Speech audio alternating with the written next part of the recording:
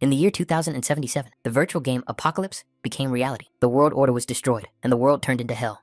But at the same time, people awakened to new superpowers they never knew they had. In a world of chaos, the richest playboy in the city of Jian, Ye Xiao, was still very capable of protecting Qin Yaran. Ye Xiao spent a lot of money to find 10 experts who would help her improve her level. It was important for him to know that she would get the best from them. Ye Xiao spared no expense for his beloved, spending his entire fortune to buy her a divine artifact. Ye Xiao immediately gave any opportunity or equipment to Qin Yaran, and thanks to Ye Xiao's efforts, Qin Yaran finally became the strongest gold-level hero in the Dragon Country. One day, Ye Xiao and Qin Yaran decided to get married, thereby strengthening their relationship. Many people envied this couple because they were simply perfect together. Many dreamed of being in Qin Yaran's place and dating a rich and handsome man like Xiao. And then came the decisive moment, the starting point when the question arises, will you be my wife? Usually, such questions were answered with a yes, while already wearing a wedding dress. But Qin Yaran decided otherwise. She did not want to be Ye Xiao's wife. Many dreamed of being in her place, of being with Ye Xiao, but she, being in that place, decided otherwise. She wanted to stab the one who trusted her, who gave her everything, just to make her happy, in the back. If Ye Xiao thought that money and gifts could buy her feelings and allow him to morally coerce her into loving him, then he was deeply mistaken. Ye Xiao accepted his gifts, but that didn't mean she would be attached to him. She wasn't some cheap woman, and everything she had achieved was the result of her hard work. The only one who understood her suffering was Jihen. Qin Yaran gave her heart to Xiao. She decided to stay with him. Now everything that belonged to Ye Xiao belonged to Jihen. Ye Xiao became useless trash. Xiao gave everything for this girl, including himself, only to be betrayed by her in the end. His heart turned to ashes, but was that really how it was going to end? Wait, he didn't have a heart anymore, so he wouldn't let it end like that. Ye Xiao was determined to take revenge and make Qin Yaran pay for everything. He would make those bastards pay. But in an instant, he seemed to be climbing out of this abyss into reality. He was torn away by a voice. Qin Yaran herself, standing in front of him, claimed that she didn't need his pennies, and that by accepting his money, she was simply saving his face and pride, and if he continued to cling to her, he would never see her again. Xiao remembered that moment, a week before the Apocalypse game began. There were 200,000 wen on that card, Qin Yaran's monthly allowance. Was it all a reincarnation? Qin Yaran continued to complain that she was very distressed by accepting Xiao's money. Many people said she was a gold digger, but they didn't understand that she was doing it solely for Xiao's benefit. Everything was exactly as it had been in the past, and Xiao no longer doubted that he had been reborn. But he would no longer be the naive boy that Qin Yaran had manipulated. After those accusations, he thought, why not go to hell? It must have been really hard for Qin Yaran, so Xiao decided not to give Qin Yaran anything else so as not to burden her. The girl thought that this was another one of Xiao's jokes, and abruptly hesitated, saying that this time she would reluctantly accept his money card. But it was too late. Qin Yaran had better get lost immediately. Oh, how dare Xiao talk to her like that? Qin Yaran simply couldn't stand it. But before leaving, Xiao remembered that he had bought the shoes Qin Yaran was wearing, so he demanded that she take them off before leaving. Xiao should have understood that his pennies wouldn't make him worth anything, and Qin Yaran wouldn't fall for him because of them. Xiao should also remember what he did today. Even if he later got down on his knees and begged Qin Yaran to come back, she would never accept him again. But Qin Yaran would be better off never letting Xiao see her again. She had more important things to do than waste her time on him. The Apocalypse test was about to begin, and our hero had to raise enough money before the test started, so he took action and immediately called Ye Lin, who had always wanted his shares. Maybe she still wanted to buy them for 20 billion? Xiao was indeed ready to sell his shares for 20 billion. Miss Lin had to prepare all the documents within 5 days, and with her skills, that shouldn't be a problem. Ye Lin was actually surprised, because this romantic rarely called, and it had been impossible to buy shares from him before. Selling the shares was easier than easy, and Ye Xiao now had to wait for the beta version of Apocalypse to be released. He decided that in this life, he would take the throne alone. A week later, the beta version of the game was released. The test was supposed to last only 3 days, and then, the public version would be launched. Once in the game, Xiao felt a familiar sensation, which was the starting point of the Apocalypse game. In the first stage, he had to choose his nickname, and he decided to call himself Knight Xiao. But what about his class? In his previous life, the guild had once been destroyed by a gold-level beast tamer who controlled a dark void dragon. Since Xiao had enough resources and time, he decided to choose the beast tamer class. He no longer needed to invest all his money in Qin Yaran. He could devote all his resources to himself and rise to the heavens. And now was a very important moment. He needed to replenish his account. He now had 20 billion in his account, and how wonderful it was to know that in 3 days, the value of these coins would increase tenfold. Since Xiao was the first player to top up his balance by 1 billion, the system gave him a unique secret profession. The system automatically determined his second profession, and that profession was wealth. The secret profession that could be unlocked simply by spending a lot of money on this game was to become a god of wealth in a secret class. But no one expected that such a little rascal would unlock it. Xiao didn't even understand who it was, and wondered where this frog had come from. But it was arrogant to say so, because it was Ebisu himself, Xiao's mentor in wealth. Xiao became the 709th god of wealth, under Ebisu's guidance. Xiao was indignant, because how could a toad be a mentor? At most, it could resemble someone who sells financial services. But Ebisu was not angry. On the contrary, he wanted even more to show this scoundrel what true wealth meant. To do this, he only had to snap his fingers, and the system issued the following notifications. Xiao received 5 innate talents: wealth flowing like a river, stinginess, incredible luck, unmatched charm, and the power of the god of wealth. Each of these talents provided the necessary skills to be rich and successful. Xiao was not surprised, because these were all innate talents, and seemed unnecessary. But he did not understand one thing, that any of these talents could increase his wealth. For example, take wealth flowing like a river. If he currently had 22 billion coins, Xiao would earn 22 million every day, because this talent increased the number of gold coins by 1% daily. With the power of a god, he could gain attribute points every day. Only now did Xiao realize how cool this wealth class was. In his past life, he spent all his money on Qin yarn, but now, in this life, he could show the world the true power of money. Now he didn't even have to wait to get to the newbie village. He had all the necessary skills to get there right away. When he moved to the flower fields, there weren't that many people inside, which was the perfect moment to level up. Starting out as a beast tamer was 10 times more difficult. In the early stages, it was impossible to tame powerful creatures. To develop faster, he needed to come up with a strategy. Abyss understood that choosing the role of a beast tamer was reckless. He didn't even have a weapon at the start. But, on the other hand, the beast tamer had the highest potential and the greatest growth. If you survive... But now he had to think about how to survive, because they were being attacked by 5th level goblin warriors. These were elite warriors, and he had to quickly decide whether to fight or flee. But what else could he think about? Xiao was practically naked, and going up against 5th level elites without weapons would be reckless stupidity. Obviously, he had to run, which the toad had already done. Xiao was in such a hurry that he even outran Ebisu. For the goblins, these two were nothing more than food. Fortunately, they arrived in the main city, but Xiao had to endure further humiliation. The players mocked him for actually choosing the role of a beast tamer, and what's more, his beast was a toad, which Ibis was indignant about, but Xiao did not comment. Xiao understood perfectly well that he should have expected this, so Ibis suggested going to the city center, where animal eggs were sold at a discount. Xiao needed to go and buy one for himself, but Ye Xiao was not going to settle for ordinary beasts. He had better plans. So he decided to head to a secret dungeon where there was a god-level egg in the dragon's lair. Ebis was naturally indignant because from his point of view, it looked as if Xiao had gone mad, since only players with a level of 100 or higher could hire guards for this dungeon. But Xiao knew what he was doing. At the entrance, they were met by an 80-level archmage who insisted that this place was not for him and that he should return after he became stronger. The doors to the Supreme Hall could be opened if he brought a letter of recommendation from the Lord of the city, but Xiao did not have one. The Supreme Hall was the pride of the empire, and it was not for people like Xiao. However, he had something that the Archmage had lost, but Xiao could return it to him. The Archmage only needed to take a look to make sure he wasn't being deceived. Gold coins fell to the floor around him. There were only gold coins. He just had to turn around. From the old man's gaze, it was clear that he was very impressed and quite pleased with such a gift.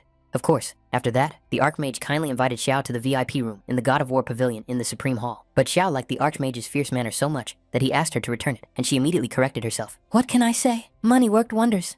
As the Archmage had said, when they went up to the entrance, Xiao and Ibis met two Golem Knights, 188th level. The Supreme Hall truly lived up to its name by hiring guards of such high levels. Xiao could definitely conquer the village of newbies, but he wasn't interested in that at all. Xiao turned to the Blood Warrior Berserk with a request to hire a divine level golem guard, but such golems were very rare and not available for hire. And looking at Xiao's characteristics, hiring an 80 level guard would be very difficult in his case. Hiring a divine level golem was completely out of Xiao's reach, but everything was decided by a few words. 1 billion a day. The Berserk Warrior thought about it because it radically changed Xiao's position and the situation in general. Technically, it was possible for 1 billion. After all, the rules were set by people. Besides, Berserk knew a divine level spellcaster who could help, and spellcasters, by the way, are a secret class. They were incredibly versatile. Protection, defense, attack, all in one. Hiring them from the start was an excellent decision. Berserk could summon them at any time, but first, he needed to confirm something. Namely, he needed to know when Xiao would pay 1 billion, so they decided to draw up a contract, and as soon as it was signed, the divine level spellcaster would be summoned. Suddenly, a girl appeared, eager to see who this brat who had hired her was. It was Dolores, a divine level spellcaster. According to the contract, she would obey Xiao's orders for the next 24 hours. Her level was too high, and our hero couldn't even make out the details. Looking closer at Xiao, he was no longer a brat to Dolores, but a handsome guy for whom she was ready to deal with anything, as long as he told her what he needed. Xiao hired the senior to perform a very difficult task, but Dolores couldn't even imagine what kind of difficult task there could be in a village of newbies. The Goblin King, or maybe his family. For Dolores, it was a snap, but Xiao didn't want to waste time talking. She just needed to see it. On the way to their destination, they encountered goblins, which Dolores easily killed, dealing damage with numbers as long as a phone number. Abis especially wanted Dolores to destroy all the goblins because they had attacked him. The players couldn't believe what they were seeing. The guy they had recently seen with the toad was suddenly in the company of a spellcaster. There were doubts, because seeing something like this was extremely rare. In this short time, Xiao managed to become the first player in the world to reach level 10 and earn 50 attribute points. In less than a day, Night Sorrow had reached the 10th level. This man seemed too strong for other players. People even thought that it might be game masters conducting tests. They could doubt as much as they wanted, because they didn't know yet that soon the apocalypse game would become a reality, and then they would realize that he was a true god. Xiao was pleased with this start, because he had earned enough points and spent his money wisely through the power of the god of wealth. Now they had to reach the distant, secret dungeon, the dragon's lair. The invisible wanderer had been hunting elite monsters since the beginning of the game, and was still at level 3, while others were already at level 10. Could there be some kind of loophole? He wondered, but he had never even heard of the name Night Sorrow. Xiao, Dolores, and Ebis had already managed to reach the depths of the Whispering Valley. This time, the road was uneventful, and Xiao was able to activate the stone for entry fairly quickly. With its help, the whole company was able to enter the hidden area of the dragon's lair. This area was extremely dangerous. There was a powerful aura in this place, and doubts crept in as to how a dragon could live here. Dolores understood and warned Xiao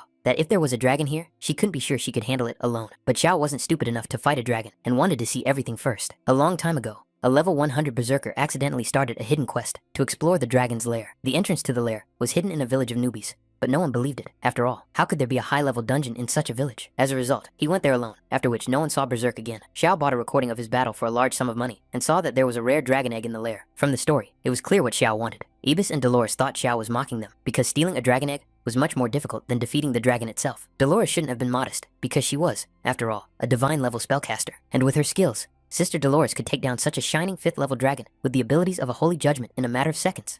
When Ibis saw the dragon, he was glad he had brought the teleportation scroll with him. Dolores decided that Xiao should go first, and she would approach from outside the cave. A 3rd-level dragon could destroy an entire guild on its own, and this shining dragon was one of the strongest monsters, with less than 1% chance of victory. Xiao needed to get that egg, so he offered his sister double the price, but she refused and was about to leave. She didn't want the money, because she knew they couldn't do it. Xiao asked her to at least buy him some time, but even then, Dolores couldn't agree. No one could survive a battle with a shining dragon, but what about the 3 billion? Dolores stopped and thought about it. The price was too high to walk away without thinking. It was indeed a worthy price, and the spellcaster decided that even if she had to risk her life, she would do it. Dolores promised that she would do everything possible, and, at best, win 3 minutes for Xiao. All buffs were activated, and the attributes of life in the talents of the god of life, the god of strength, and the god of agility were doubled. Xiao had 3 minutes. Everything else depended on him. The spellcaster allowed him to improve his skills and gave him time. In the past, Dolores would have been afraid of the shining dragon, but for the sake of those 3 billion, she would make him bow down before her. Xiao tried to be as inconspicuous as possible, because if he was noticed, he would be finished. Dolores warned our hero that he had a minute and a half left, because her strength was running out. Xiao was having a little trouble, because the egg was much heavier than he could have imagined. Abbas accidentally attracted the dragon's attention and couldn't help Xiao, because he had never done anything like this before. So the guy had to take the egg himself and run at the speed of sound. Dolores tried to help Xiao as best she could, and created an ice wall to delay the dragon a little longer, but pretty soon, the glowing dragon used the Dragon King's breath ability. It was the peak. Dolores also ran away. It was impossible to stay there any longer. The whole situation and undertaking was very dangerous, but the guys were incredibly lucky and managed to escape, taking the dragon egg with them. If a 5th-level dragon hatches from this egg, then all their efforts will be justified. Dolores, of course,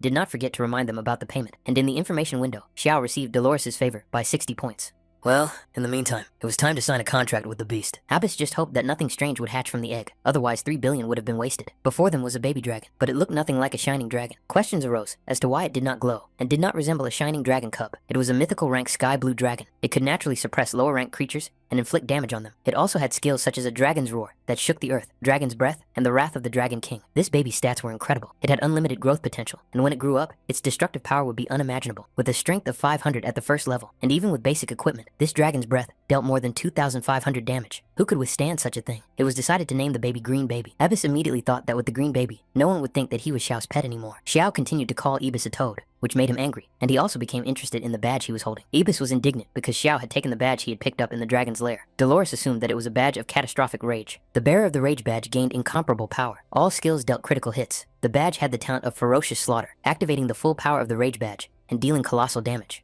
Abbas continued to demand his badge back, or else he was ready to break the contract. You see, he risked his life, but he forgot that they almost died in that lair because of him. Therefore, as compensation, Xiao decided to take this item from Abbas. Abbas noted with dissatisfaction that when Xiao needed something, he called him by name, but when he didn't, he was just a toad. In any case, Ibis had to put up with it all. Xiao discovered that he had started a hidden quest, the Forbidden Judge. Despite his power, the King of Rage was swallowed by the abyss, and the bearer of the Mark of Rage had to find the truth, find the Fang of Rage. The Fang of Fury was a divine-level assassin's dagger, forged from the fangs of the beast of the abyss. It was known as one of the most explosive weapons. The Fang of Fury seemed to have some connection to the Mark of Fury, but the journey to the Abyss continent took a long time. In addition, Ye Xiao had exceeded his daily playtime limit. Therefore, in 3 minutes, he would be forcibly logged out of the game. Who would have known that the hidden dungeon in the village for beginners would take so much time? Dolores said goodbye to Xiao and was ready to provide her help in the future, but, of course, for money. The Doomsday game was still in beta mode and was not fully integrated with reality. It was wise to rest a little so that his body would not ache later. In the real world, everyone was talking about the Apocalypse game. It conquered the gaming community, topping the discussion charts. Of course, Ye Xiao himself was also discussed, having reached level 10 in a single playthrough. But the game also led to mass deaths of players, for which it was banned in several countries. Many experienced real symptoms after leaving the game, which led to hospitalizations and even organ failure in some cases.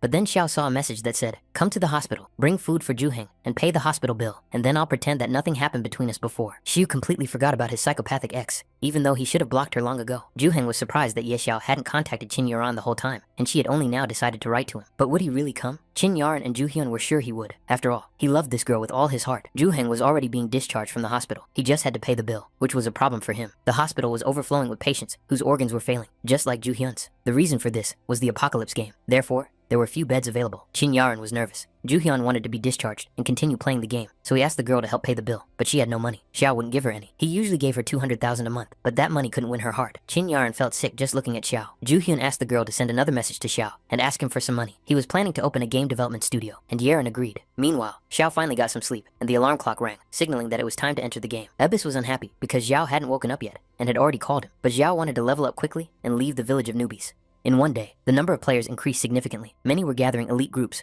or looking for special players such as healers. Xiao was now a celebrity in the newbie village. He received many offers of collaboration. Even if he changed his costume and hid his face, he couldn't hide the level above his head. Players chased after him because they wanted to know where he had leveled up so quickly. No one could have imagined that so many people would chase after them. Xiao ran as fast as he could so they wouldn't catch him, but no one could chase him any further, because ahead of them was the 10th level test zone, and their newbies would simply be destroyed there. Xiao definitely knew where he was running, because even though they were new players, they weren't stupid enough to go inside. Many thought that the great Ye Xiao would go through the test zone alone, which seemed like suicide to them. But for Xiao, it was a perfect place. The guard immediately rebuked Ye Xiao, saying, "Kid, this place is not for you. Leave." But Xiao was here to begin the promotion test, and had no intention of leaving. Xiao was playing alone. He had no team, which surprised the guard, so he explained that he was going alone. Even on normal difficulty, it was like committing suicide. But the guard needn't have worried about that, because Xiao still had her whole life ahead of her, after which the guards came to the conclusion that this was just another reckless child. Now, our hero was faced with a choice of difficulty. The easiest was normal, and the most difficult was the abyss. But could he go through the abyss alone? Xiao decided to choose the abyss difficulty level after all, and the trial had already begun. The guards still thought that Ye Xiao was joking. Going into the abyss level alone was simply inconceivable. Ebis also thought Xiao was crazy, but last time, he had bronze equipment and an elite team, yet they almost died because he had to drag Chin Yuran along. So this time, our hero came for revenge, and he didn't care what others thought about whether he could do it or not. After all, he had a wonderful helper in the form of a green baby, who was not a baby at all, in terms of characteristics. With him, Ebisu and Ye Xiao had nothing to fear, because the green kid had a mythical rank, even though he was only at the first level. They hadn't even gone deep into the territory when they spotted some kind of beast, lurking and moving towards them. It was a wild, mutant snow wolf, capable of total destruction as soon as someone came into its field of vision, and death itself began to hunt them. Xiao was amazed, because this mutant had 5,000 health points. Surely even an assassin from the shadows would be terrified to see this wolf at the beginning of the journey. One command was enough for the green baby to get down to business, and start destroying the wolf with its fire. But it wasn't just fire that went into battle, but also the green baby's physical skills, which did no less damage. At first, the snow wolf was extremely calm, but as the battle progressed, it became clear how aggressive and frenzied it was becoming. The baby used the tactic of a dragon's roar that shook the earth, after which the snow wolf was simply deafened. A few more additional blows, and the wild mutant snow wolf was defeated. Thus, Green Kid rose to the 4th level after just one battle with the snow wolf. The information panel showed that he had gained 50 points to all his characteristics for each level. Mythical rank beasts grew at an astonishing rate. After the wolf's death, 2 items dropped: a dark gold snow wolf bow and a dark gold blood wolf fang. Mutated bosses always dropped insane loot. These items were much better than anything Xiao had in his previous life, but they didn't have time to rejoice over their new items before they sensed the arrival of another beast. This time, it was an abyssal tiger possessed by a demon. This was a twisted creature born from the abyss. Its power was irresistible. If it targeted a player, death would be inevitable. Green Kid immediately went into battle with the tiger, which was much stronger than the snow wolf. Half an hour later, Green Kid emerged victorious, and as a reward, he received a dark gold sword and a gold shield with tiger spikes. The battle was exhausting, but Ebisu was able to collect some equipment and hoped that they would go to the city, where he could earn money by selling it. But Xiao had other plans. Green Kid was at level 7, so our hero planned to fight the boss, but Ebisu thought this idea was questionable, of course. Still, Green Kid was able to handle 2 demonic monsters, and with the help of Ebisu and Xiao, he would definitely be able to kill the Lord Boss. Today, Xiao planned to show old Ebisu what it meant to be a real pro, which sounded more and more promising to Ebisu. So, descending the steps, our hero entered the abyss itself. It was an extremely dangerous area, which the system naturally demanded he leave. In his past life, Ye Xiao was a man of honor who fell captive to love and emotions. But in this life, he was a messenger of the abyss, carrying the power of the apocalypse. He was ready to taste the full power of the abyss and wanted to see that very boss as soon as possible. Before him, sitting on the throne, was the Wanderer of the Abyss, the king of the 10th level. The Wanderer himself looked terrifying, but many of his stats, such as health, strength, and agility, were unknown. The only things he knew for sure were that his stamina and spirit were 5,000 points. Xiao was a little confused, because in his past life, the boss was a lord level, but now, he was a king level. With 0 strength and agility, he couldn't deal damage with normal attacks, and his attack speed was very slow. But if he hit a player, they would definitely die. Abyss warned Xiao in advance that if he died, he would not carry his corpse. After all, 5,000 spirit points is a purely magical class. Now the kid had to use his abilities wisely and follow Xiao's commands. Since this guy was very slow, the green kid should continue to change his position and not engage in a long battle. The green kid did everything exactly as Xiao said and didn't let the boss use his skills. So far, everything was going very well. Xiao was pleased with how the dragon was fighting and wearing down this big guy. But at one point, Xiao noticed that the boss wasn't moving at all. Something was wrong, and he was looking at them. Based on his observations, Ibis could guess that the boss was about to do something. Right now, they needed to lie down to avoid the blow, but Ibis was bringing trouble upon them. It was obvious that the boss was planning to kill them. He didn't even need to move or make any extra movements to attack the heroes. Moreover, the royal boss was aiming only at Xiao, clearly understanding that he was the leader here. Xiao couldn't hold out for long at this pace, and with so many attacks, the green kid needed help, and he attacked the boss again with his fire, thereby saving his master. If he didn't die soon, Xiao would die of exhaustion. But lo and behold, Green Kid won again. However, Ibis wanted them to leave him at the entrance next time, if they decided to venture into such a dangerous place again. The Abyss trial was passed. Green Kid reached the 10th level. As the first traveler to pass the Abyss trial, Xiao received all the attributes plus 5 points as a reward. Xiao certainly did not expect Ibis to be such a coward. But then again, wasn't Xiao afraid of dying? Why did he run so fast then? In any case, it was finally over, and now he could see what items the boss had dropped. A new notification appeared in the village of newbies that Ye Xiao from the Daya Nation had passed the Abyss trial and became the first player in history to pass this trial, thereby earning the legendary title of Messenger of the Abyss. Many of the newbies didn't even know what the Abyss trial was, and it seemed incredible to everyone because it was truly a world first. Many became interested in Ye Xiao's personality and tried to find out more about him because he was an unusual person. One thing was known: Ye Xiao was from the city of Qin. Therefore, people were urgently sent there to investigate. Ji Hyun and Qin Yaran entered the game and also saw the news, but they did not understand that Ye Xiao was the source of the news. All they knew was that he was also from the village of newbies. Ji Hyun, of course, wanted to team up with this player because then they would definitely become famous. And then Ye Xiao, with his silver spoon, would be on par with them. But Qin Yaran thought this plan was questionable. Moreover, the guy reminded the girl again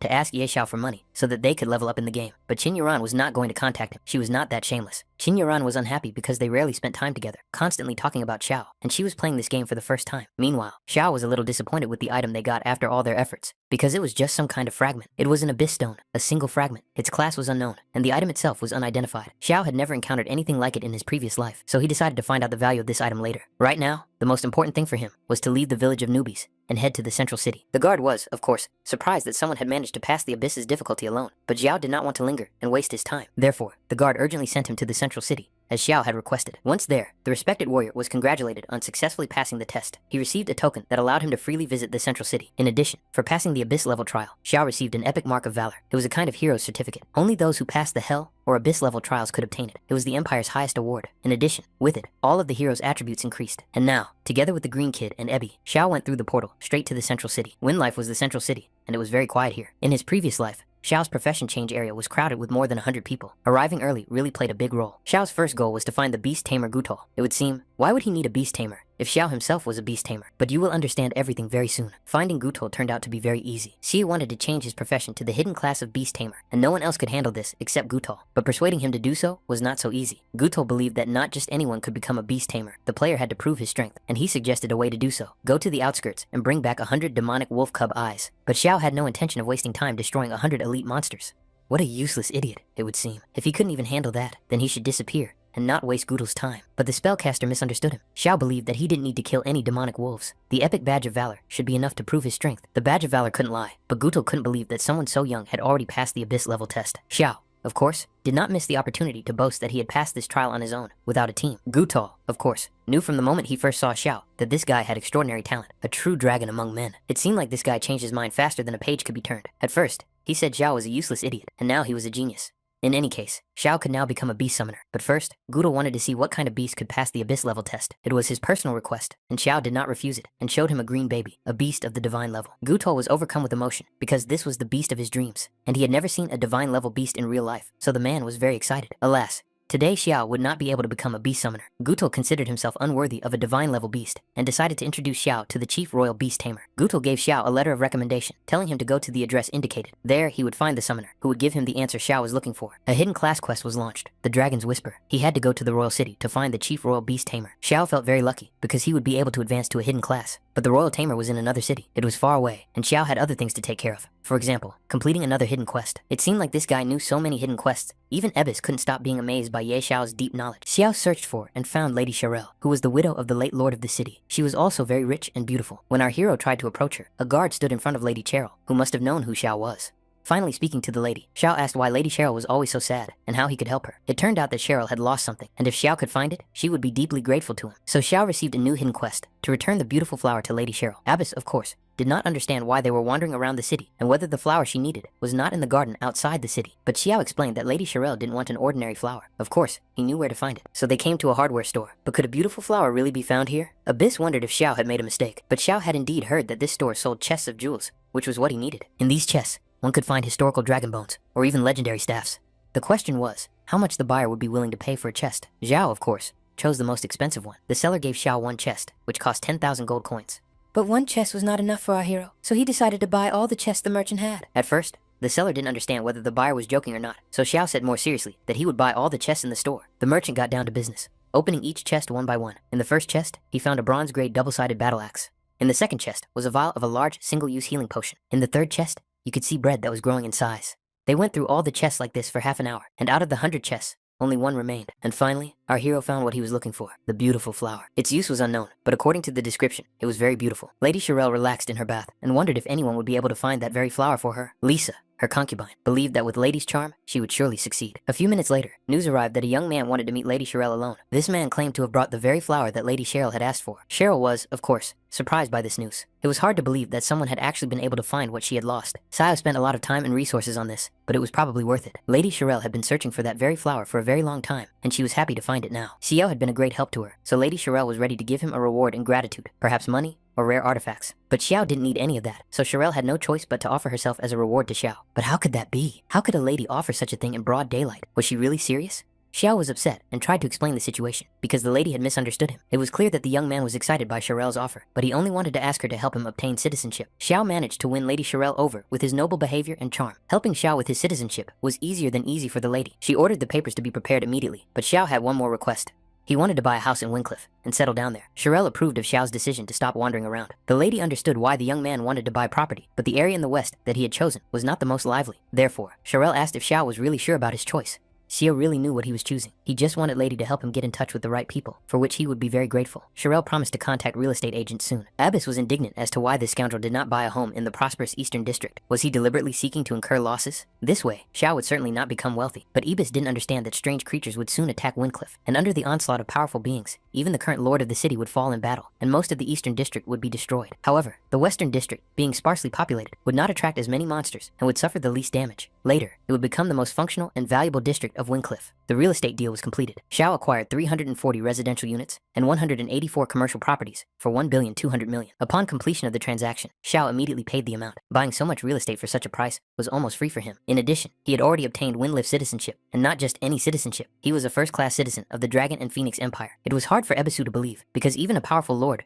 would have difficulty obtaining such citizenship. Xiao had hit the jackpot. It also proved that Lady Xiao was of royal descent. However, it was not surprising that such a lady radiated such noble and royal elegance. By the way, Xiao decided to ask if she knew the royal beast tamer. He still wanted to learn more about the profession of beast taming and the corresponding missions. For the lady, it was Uncle Stir. She told the young man that he could find him in the capital of the empire, but also warned him that her uncle could be eccentric and unpredictable. The lady promised to contact her uncle, but asked Xiao not to call her lady anymore, but simply Xiao. Xiao was immensely grateful to her for her help. So our hero won Xiao's favor by flirting with her, obtained first-class citizenship, unlocked a prestigious rating, and acquired a lot of real estate. And finally, he reached level 11 together with the Green Kid. All this news, of course, spread throughout the village of newbies. In addition, all players now received an extra hour in the game because of Xiao, which seemed crazy to them. The players were unhappy because it wasn't enough that they were nobodies in real life. Now they were nobodies in the game too. What were the developers thinking? Qin Yaran and Ji-Hyun were delighted that Night Sorrow had already reached level 11 and even become a first-class citizen. For them, it was amazing. Qin Yaran was ultimately upset because if they had been led by a top player like Night Sorrow, they would probably already be at level 5 or 4, instead of what they had now, where they were struggling to deal with a single goblin. The other team members were outraged by Qin's words, because if she didn't like the team, even though she had raised her level just by hanging out, she could leave, because no one was keeping her here. Ji-Hyun tried to smooth things over, explaining that his girlfriend didn't mean anything by it, but Qin Yaran was already ready to leave. The guy didn't understand what this girl was doing. The other girls were also outraged, because just because she was a little pretty, didn't mean she could act like a princess. Ji-Hyun promised Qin Yaran that he would help her level up, but when the other players insulted her, he didn't even stand up for her. Was she really important to him? The guy started apologizing and agreed that he was wrong, but then asked again if Qin had contacted Xiao to play Apocalypse with them. The girl was unhappy because Xiao should have written to her first, but Ji-Hyun was persistent and asked her to write to Ye Xiao and ask for help. Since Ji-Hyun asked her to, she decided to think about it and write after she logged out of the game. Although Ye Xiao's habit of throwing money around was a little rude, Qin Yaran couldn't blame him and decided to give him another chance and took the initiative to write first. She wrote, "Ye Xiao, I'm playing a game called Apocalypse. Hurry up and register for the game. Buy some equipment and help Ji-Hyun and me level up. If you help me get on the leaderboard, I'll think about becoming your girlfriend again. What do you think? Are you touched?" The girl sat and waited for 5 minutes, but there was no response, which was strange to her. Then she looked at her phone and discovered that Ye Xiao had turned on friend verification and she was not on his friends list. Ye Xiao had indeed deleted her from his friends, which made her very angry. How dare he do such a thing? Qin Yaran decided that as of today, everything between them was completely over. If he had any dignity left, he shouldn't come to her begging her to come back like a dog, because in any case, she would not forgive him. Xiao found himself in the eastern district of Wangcliffe and was already anticipating how his western district would flourish in the same way. He didn't come to the eastern district of the city for no reason. He was looking for one place and found it. This shop only appraised silver-ranked equipment and above. If players had bronze equipment, they had to look for a place outside the city. But Xiao wanted the master to appraise his dark gold accessory, the Knight Pendant. Looking closely at the accessory, the master was convinced that it was indeed dark gold. And since it was dark gold, the shop owner himself would appraise it for a guaranteed result. The master was a highly qualified gold rank appraiser with over 80% of successful appraisals, but a dark gold rank appraisal cost 100 coins each. For Xiao, this was of course not a problem. He wanted the master to start the appraisal right away because he had other dark gold rank items and wanted them all appraised. They started with the Knight Pendant, which had 40 points of spirit and strength, as well as a 20% damage attribute of darkness. Of course, these stats were simply unmatched, and the master was excited by the number of such priceless items. Such customers did not come to him often. Although Xiao was that rare customer with unique items and a fat wallet, he was in a hurry and wanted the master to work faster. After leaving, following this procedure, all of Ye Xiao's stats and characteristics had increased significantly. With his current strength, Ye Xiao could easily fight solo. Since there was no news from Shirel, Xiao decided to go farm the Valley of Grey Mist. Upon arriving at this location, Ibis recognized it as a territory inhabited by level 20 monsters. At first, he noticed many level 21 gray hyenas. They were aggressive by nature, but because they grew up in the gray mist, they were even more bloodthirsty, attacking everything unfamiliar in their field of vision and hunting by attacking weak points. In any case, Xiao had no intention of leaving, so he sent the green baby to attack. The Dragon King's breath killed several hyenas at once, dealing colossal damage to them. If anyone knew how to enjoy life, it was this little rascal Xiao. The high-level monsters here rushed at them recklessly. They could just stay here and farm. Considering what Xiao's life had been like in the past, his current life was much better. After 2 hours, Xiao and his beast, the green baby, reached level 12. At this rate, it would only take a few days to reach level 20. By chance, among the many corpses of gray hyenas, Xiao discovered a scroll. It was a beginner's scroll, a fireball spell. He had to squeeze it to instantly master the fireball spell. Xiao wondered if it would look silly for a beast thief to use such a spell, but then again, why not? He had mastered it, and new skills were never superfluous.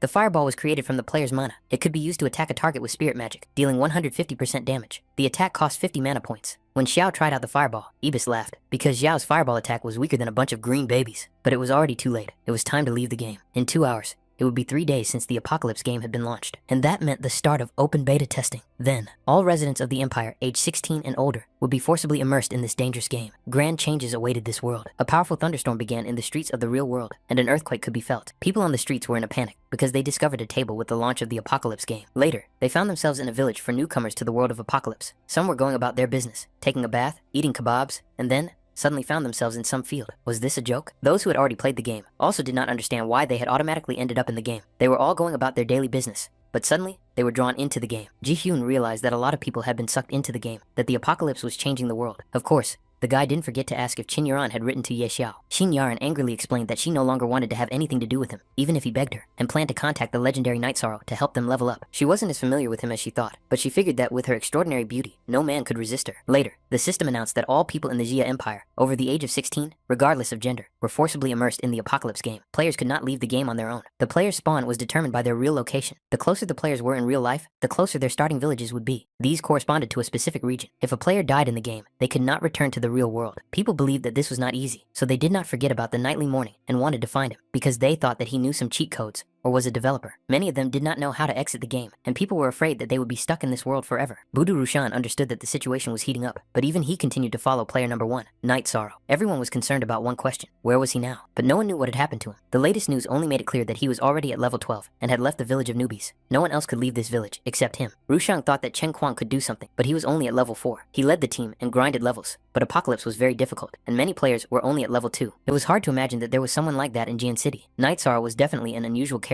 Rushan wanted to find him at any cost. Yi Xiao had already received a new message. He had to come to the Duke's estate, where there was information he was looking for. Xiao did not even expect that the information about the royal beast tamer would be found so quickly, which was exciting for him. Lady Cheryl was eagerly awaiting Xiao, and even admitted that she had missed him. Xiao was actually a little embarrassed when he saw the lady, because she was so attractive, and he couldn't even understand who could resist her. In order not to reveal his feelings, Xiao tried to change the subject to the news about the royal beast tamer, but Uncle Stir had gone on a trip and had not yet returned. But Uncle asked Shirel to tell Xiao to unlock the hidden class. It wasn't that difficult, as it was located in the city of Fenye. Xiao thought he would have to go to the other end of the world, but it turned out that the treasures were hidden right under his nose.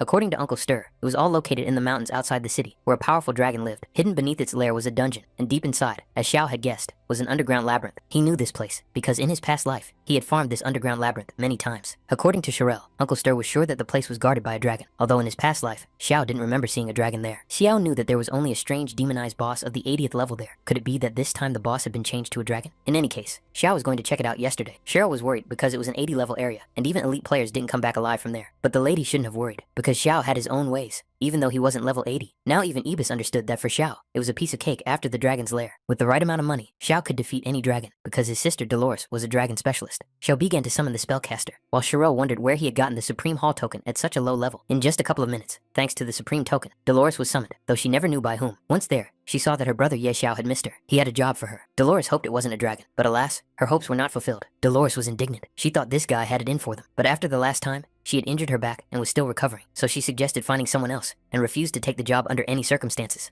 But Xiao offered the same terms, a reward of 3 billion. But Dolores was adamant. It wasn't that she didn't want to, but she really was unwell and needed time to recover. If it wasn't urgent, then she was ready to join in a month. Then Xiao raised the stakes and was willing to share the location of the Holy Spirit source with her. If Xiao wasn't joking, then the spellcaster was willing to risk her life and go with him. That settled it. Everyone was satisfied with the payment, but they had to leave right away. Already on the way, Dolores began to ask where exactly the source of the Holy Spirit was and if he had specific coordinates. Lady Cheryl watched them leave and thought that Ye Xiao was truly extraordinary. The lady was favorably disposed toward him. She was very curious to know if he would become a divine level player in the future. The goblins had already killed the player Wang Qian twice, and after he was revived, his body began to fail. Panic began to spread among the people as they realized that it was indeed possible to die here. The people wanted to go home, but they didn't know how to get out. They knew that someone was at level 12 and wanted to find that person and ask them. Our guys were already in the Dragon Mountains. It was a beautiful place, and it seemed unlikely that a dragon could be hiding here, but still waters run deep. The monsters here were at level 80. If it weren't for Dolores' boost, they might have been surrounded by them. As they headed into the dungeon, they tried to avoid a bloodbath. Dolores was worried whether Brother Xiao knew where the entrance was, because she really didn't want to fight a 5th class beast dragon. But Xiao told her not to worry, because they wouldn't be noticed. The entrance to the dungeon was hidden under a steep slope on the mountainside. In any case, if he was wrong, he would deal with the consequences himself. Fortunately, they arrived at their destination, and everything was as he had expected. There was just one other problem. This teleport was incredibly good, but Dolores couldn't sense any traces of magic and didn't know how to activate it. Xiao knew how to do this, so he took care of the problem. He cut his palm so that blood flowed, then touched the entrance, after which red marks lit up. Dolores was surprised that Xiao had actually managed to open the entrance. Xiao had many ways of getting things done. Dolores could only guess how many more secrets this boy had. After entering, a message from the system appeared, saying that they had entered extremely dangerous territory, a dark labyrinth. There was only one exit from this labyrinth. They had to find it within the allotted time. Otherwise, they would remain there forever. There were terrifying creatures in this maze, and the countdown began at 180 minutes. Last time, they were given 3 days. Although Dolores was a divine level sorceress, Xiao thought she seemed frightened, because this mission was much more dangerous than the battle with the 5 dragons, which she had warned him about, but she insisted otherwise, saying how could she be afraid, possessing godlike power, being an elder of the Supreme Hall, and a powerful sorceress. So why should she be afraid of some creepy maze? In fact, no one had any reason to be afraid. Only Avis was indignant that Xiao constantly led them into dangerous places. In any case, they had to get to work and start with a cloaking spell, which was so easy for Dolores that she didn't even bother to learn it when she was a novice. So, with a snap of the sorceress's fingers, they activated the Shadow Phantom and merged with the darkness. This was the result expected from a divine sorceress. Xiao further warned his sister that 5 terrifying monsters awaited them. 3 of them were level 60 creeping creatures. One was an elite level 60 boss, and the other was a regular level 80 monster. Dolores was impressed by Xiao's knowledge, but he did not reveal his secrets. In his previous life, he had passed through this maze 800 times and knew it by heart. Now they had to sneak past these monsters without attracting attention, and he told his sister to follow his movements.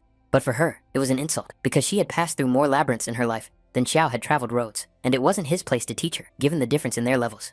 But Xiao wasn't offended by Dolores at all, and did as he said, passing through the obstacle first. Xiao was very fast, and at the same time inconspicuous. The monster didn't even pay attention to him. Dolores was impressed by how Xiao passed by the 60th level monster without any equipment. She had to take her words back. Xiao was a master, and his whole family were masters.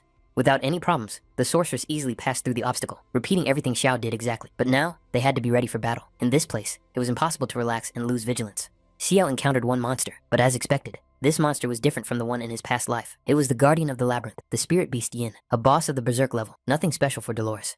The boss's other skills were hidden. Its rank, level, description, and attributes were all unknown, but that didn't scare our heroes. Xiao decided to go and open the treasure chest. Dolores cast a buff of absolute protection on him, and Sama was ready to attack. Before attacking the monster, Xiao warned Old Man Ebisu not to move recklessly and wake the spiritual beast Yin. Xiao carefully crept up to the chest, which contained a hidden class scroll, and it almost belonged to Xiao. But inside was not what our hero expected. Not only was the boss different, but the treasures inside had also changed. Xiao tried not to make any noise, but even so, somehow, he managed to attract the boss's attention. Dolores' reaction was immediate, and she immediately delivered an icy blow to the boss.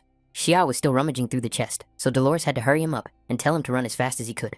In principle, Xiao had no particular reason to stay, so he followed Dolores' advice and ran away with Abyss. For a moment, the sorceress managed to cast a freeze spell to give them time to escape from the monster. Xiao managed to get a scroll made of sheepskin, which could be useful. He also got a Heavenly Doom rank Restoration Stone. The Restoration Stone possessed tremendous power, allowing it to reset the restoration time of any item, regardless of rank. The restoration time was 3 days.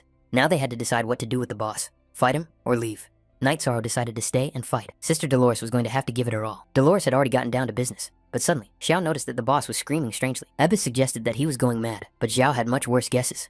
And unfortunately, they were true. Xiao was right. The boss was summoning a dragon, although it would have been better if he had gone mad. Staying put would mean certain death. Our heroes had to run and save themselves. Xiao and Dolores objectively understood that they had no way of defeating this dragon, so they ran away. Along the way, questions arose. How did this boss manage to summon a dragon? But Abyss was sensible. He saw that they were approaching, and if anyone was interested, they could ask him personally. But maybe they were just neighbors? This beast was furious, and was going to attack the heroes with full force. Xiao decided to attack first. It seemed like he was delusional, because the monster was level 100, and he was level 12. But it was the perfect moment to see the fireball in action, with the Restoration Stone and the Valor Badge.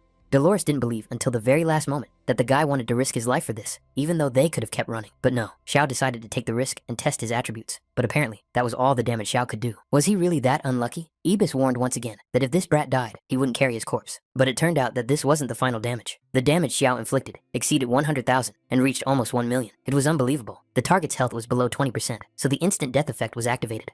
Xiao managed to kill a cell-level Yin Spirit Beast. Thanks to this, he reached the 20th level, along with his beast, the Green Baby, even though he was only at the 12th level. It was simply incredible. Even the sorceress was amazed by Xiao's strength and skills. A world notification appeared in the village of newbies that Night Sorrow had managed to defeat a demonized 100-level boss. It was his first kill, so the country awarded him reputation attributes and points.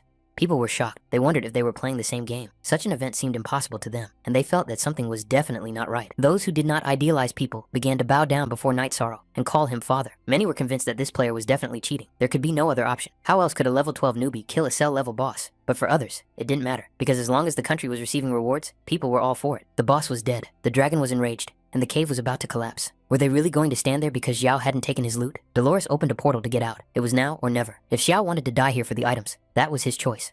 Survival was obviously Xiao's top priority. It was clear that he was sad, that he hadn't managed to grab the items, but nevertheless, he was grateful to his sister for pulling them out. Abyss was already thinking about how he would go shopping and relieve all the tension after what he had been through. But that wasn't all. They weren't done yet. After all, the divine judgment of the heavenly fire dragon was flying above them. Dolores was already tired, and when she saw the heavenly fire dragon, she sent everything to hell. They ran away from danger again, because this time, they would really die if they didn't run. Before disappearing, the sorceress asked Xiao to send her the location of the source of the Holy Spirit and her money. After escaping from the mountainous area, Xiao reached the city of Fenye, where Lady Cheryl was waiting for him. She was delighted with Xiao, with how he had escaped the labyrinth and even obtained the items. But he simply replied modestly that it had been easier than easy. Abyss, standing nearby, was indignant at this response, for he knew that Xiao had nearly died. But now that they had the scroll, the question arose of how to unlock the hidden class. This scroll alone could not completely change the class. Rather, it revealed the player's hidden potential and awakened a unique class intended only for the player. In any case, to learn more about this, our hero now had to investigate Lady. Cheryl led him to a secret room in the building that Xiao had never seen in his past life. He had no idea it even existed. There he met the royal beast tamer, Master Stir. Xiao came here to unlock his hidden class, although Stir already thought that this method of changing classes had disappeared from this world, but it seems he was wrong. After looking at the scroll, Stir was ready to help our hero with his transition. Xiao was ready as never before and could no longer wait. This scroll would reveal his inner strength. He only had to follow his heart's desire. Xiao followed Master Stir's instructions, relaxed, didn't panic, and didn't resist. Miraculously, he managed to activate all 5 crystal balls. It seemed supernatural to Stir. Cheryl guessed what Uncle meant when he told her about moving up to the higher class. The 5 crystal balls around Xiao's body symbolized potential. When Master Stir made the transition, he was only able to activate 3, but Ye Xiao went beyond human capabilities and activated all 5 crystal balls. Was he really human? Lady Cheryl suggested playfully that he might be more than just an ordinary person. After activating the hidden class, as expected, incredible power overflowed from Ye Xiao. This is how he discovered his talents: divine power, primordial energy, the armor of a god's guardian, and the aura of a beast lord, and beast lord's dominion. He managed to unlock a unique class, the hidden profession of Dragon Herald, and achieved the unique profession of Beastmaster. All of these stats were simply insane. Stir was shocked that someone had actually managed to unlock the legendary class of Beast Lord. With the power of this class, Xiao would receive 40 attribute points for each level he completed. Along with the God's Guard armor, Xiao also received a blueprint for the equipment, but all the materials for crafting it were rare. Xiao would have to hunt monsters to gather everything he needed. In the end, Xiao thanked Master Stir for his help in the transition, and also heard a bunch of compliments and reminders that his potential was limitless. Even Abyss admitted that this kid was something else. Xiao was probably destined to achieve great things in this life, but first, he had to craft the Beast Lord's Claw. The other players decided to take a chance and try to pass the trial of the Abyss, realizing what Night Sorrow's success was. The guard looked at them and decided that they seemed well prepared to pass the trial. But the liberated tiger decided that he wanted to pass the Abyss level trial alone. For the guard, this was another daredevil. The guy admitted that he lived for trials and danger, and even if he died, he would do so without regrets.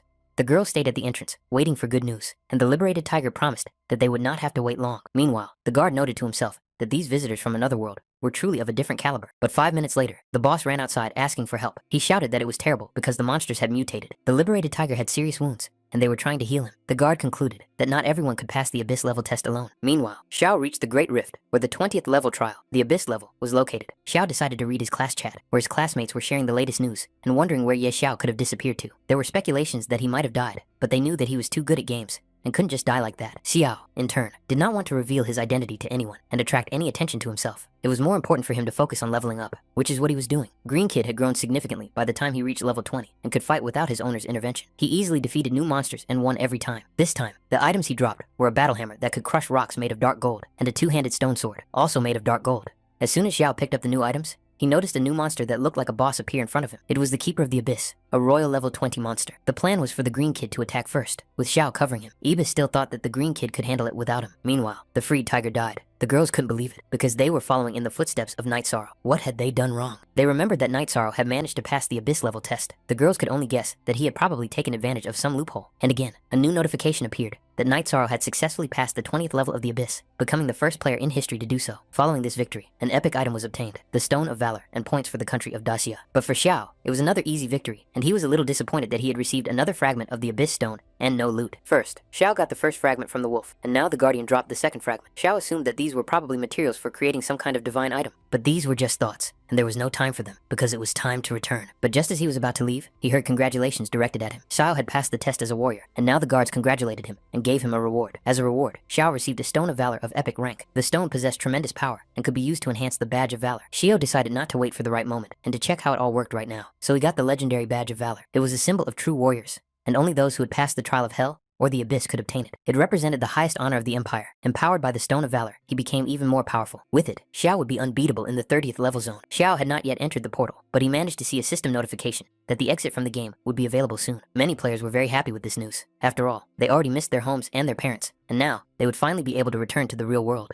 Not everyone was happy about how they got sucked into this game. Many logged out of the game at the first opportunity. After Dacia, the United States also plunged into the apocalypse. Experts predicted that this was a supernatural gaming phenomenon that was gradually spreading around the world. The whole world was talking about this game, its horrors, and the number of deaths. But the talk show even invited high-level players like Qingfeng Zhu. This guy led a team that passed a difficult level test on today's broadcast, and he was ready to talk about whether death in the game affected reality. As the first player to pass the difficult level test, and the second after a night of mourning, Qingfeng Zhu believed that he was just lucky, and he recommended not going on the test alone because his team had miraculously managed to do it. At the moment, even scientists could not explain the existence of this game, but staying alive in it was not easy. Of course, they also talked about Night Sorrow. Qingfeng Zhu believed that this player was on a different level. Even if all the top players joined forces, they still wouldn't stand a chance against him. Many were interested in this interview. One man even wondered if Night Sorrow were part of his team. He would have total control over the apocalyptic world. The young gentleman decided to use all his resources to find out at least some information about the nighttime sorrow. The game suddenly went into maintenance mode, and everyone was kicked out of the game. Once the player fell asleep, access to the game would be available again. The apocalypse's invasion of the real world was much slower than in Xiao's past, but for Xiao, it was a great opportunity to level up quickly. Level 30 was key for beast tamers. That's when an additional slot for a pet would open up, but there was no point in thinking about it too much. Xiao had to reach level 30 first, so in the game, he went to the level 30 zone, the Valley of Grey Mist. There, together with the Green Kid,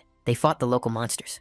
The battles were fairly easy for them, and at this pace, they managed to reach the 24th level. The players continued to follow Night Sorrow's progress. If he wasn't a cheater, they couldn't believe it. Qingfeng assumed that at higher levels, the leveling would be slower, so that others could catch up. But instead, the gap was getting bigger. Night Sorrow was 14 levels ahead of Qingfeng. He was at the second level, but his teammates always supported him and considered their boss to be incredible. The missing egg had been in the dragon's nest for several days, but the dragon was still sleeping in that dark corner. The Skyfire Dragon and the Azure Dragon were pondering something. The Fire Dragon was a prophet, and the fate of their entire people depended on him. The Fire Dragon did not understand how the Azure Dragon could not sense this man's aura, for his presence caused disgust in the other dragons.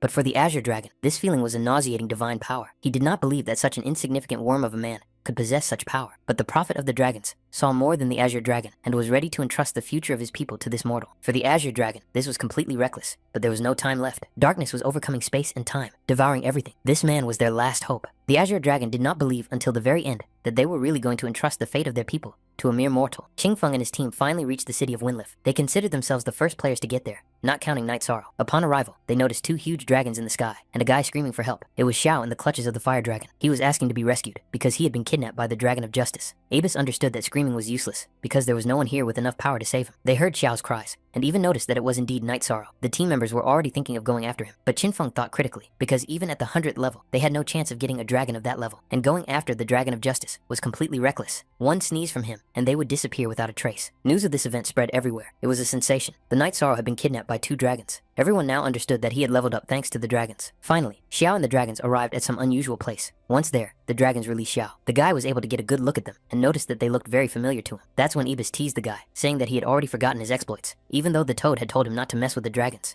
Xiao finally remembered where he had seen them. He had stolen an egg from one and robbed the other's house. The boy realized that he was in trouble. The Azure Dragon sniffed, wanting to know if this mortal was afraid or not. Xiao was, of course, very afraid, but he said the opposite. He allowed the dragon to do with him as he wished. He could kill him or skin him, for example, but the mortal had nothing to fear. The egg he had taken was the last hope of their people, and bringing Xiao here meant giving him a great chance.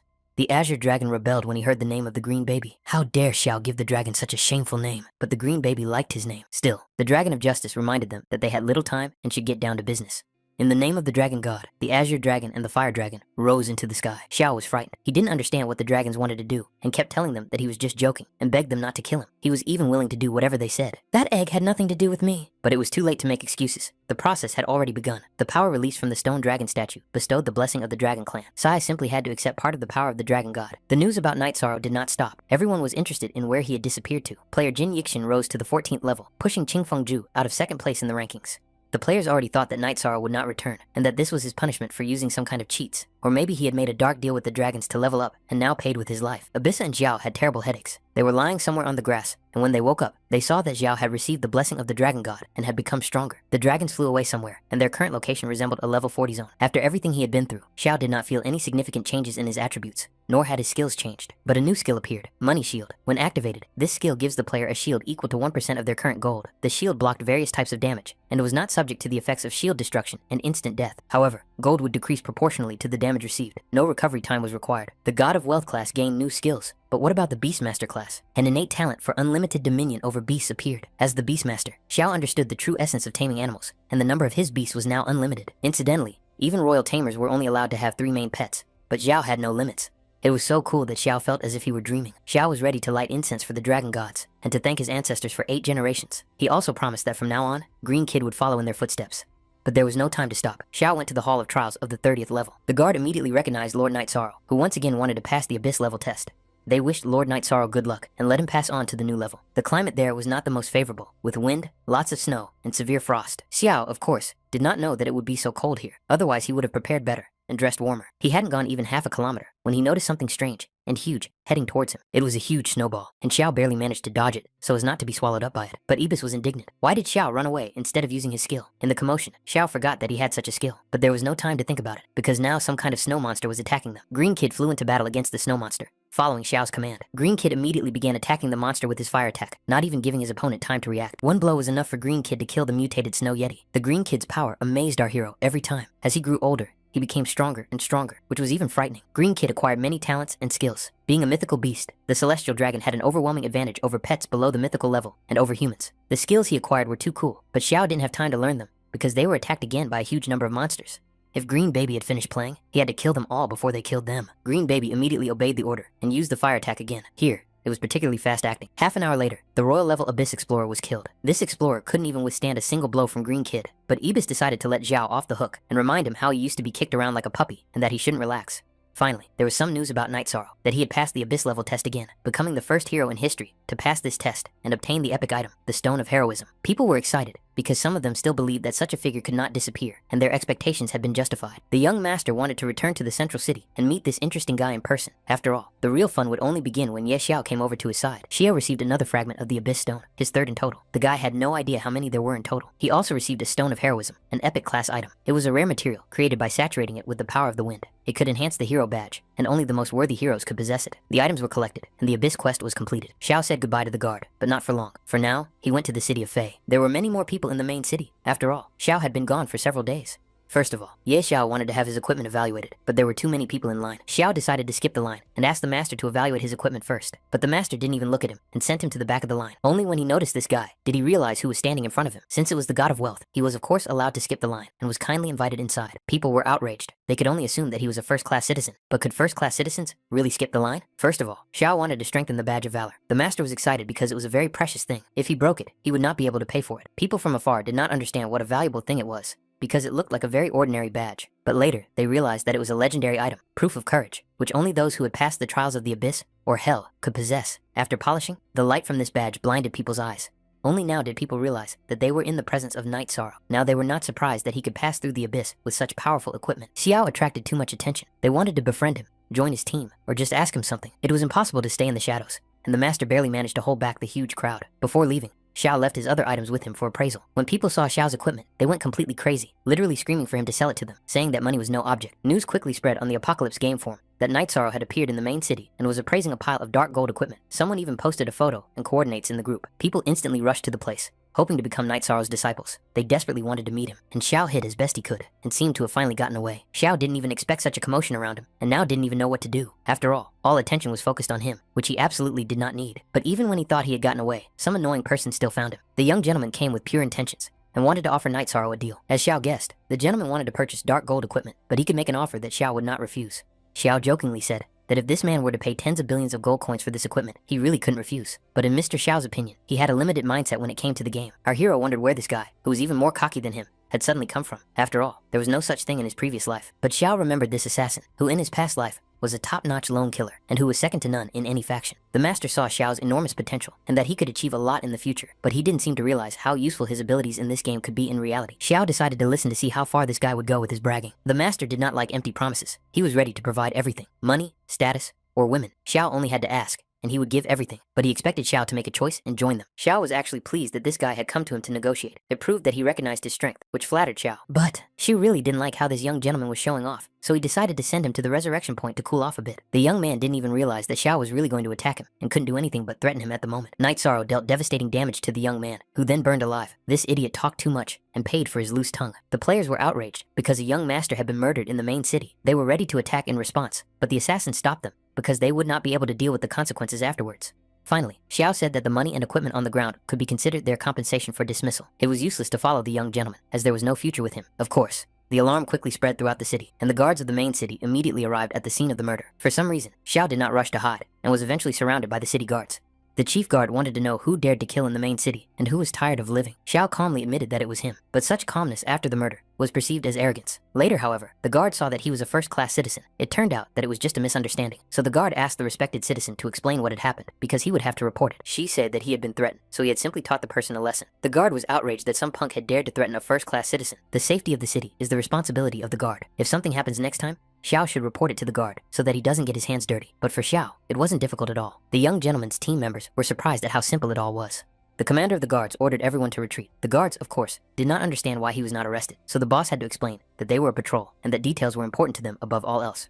This guy was a first-class citizen, and the one Lady Cheryl was looking for. The lady had been unable to find him for a couple of days. She was going crazy. He was not like other first-class citizens, and the guards understood that if they reported him, they would become rich. Lady Cheryl was really worried and anxious that there was no news about Xiao. But suddenly, Elisa ran up to her with news that there was finally news about the Night Mourner. The lady's mood immediately changed. A joyful smile appeared, and she immediately wanted to know where the young man was now. The young master was reborn and scolded his colleagues for not stopping the night mourning. But then he blamed himself, because he was the one who lost his composure, and the others in the night mourning at the 30th level were no match for him. He was the one who gave him reason to think that he could stand on equal footing with him. But soon, he would show him how foolish it was to anger the young gentleman. In the meantime, the young master ordered the assassin to use his stealth skills to return to the city and retrieve the equipment he had dropped. But the assassin might not return, as Xiao did not take his equipment. Yes, and judging by everything, he would no longer need it. This was a respawn zone, and the young master did not expect to see Xiao here. He did not know what he would do, because the alert level here was dozens of times higher than in the main city. Xiao had doubts that if the grass was cut without uprooting it, it would grow back in the spring. That's why he attacked the young gentleman again, dealing him a fatal blow. He also advised the other players not to move, otherwise they would not be the only ones to die here. Killing one person or a whole crowd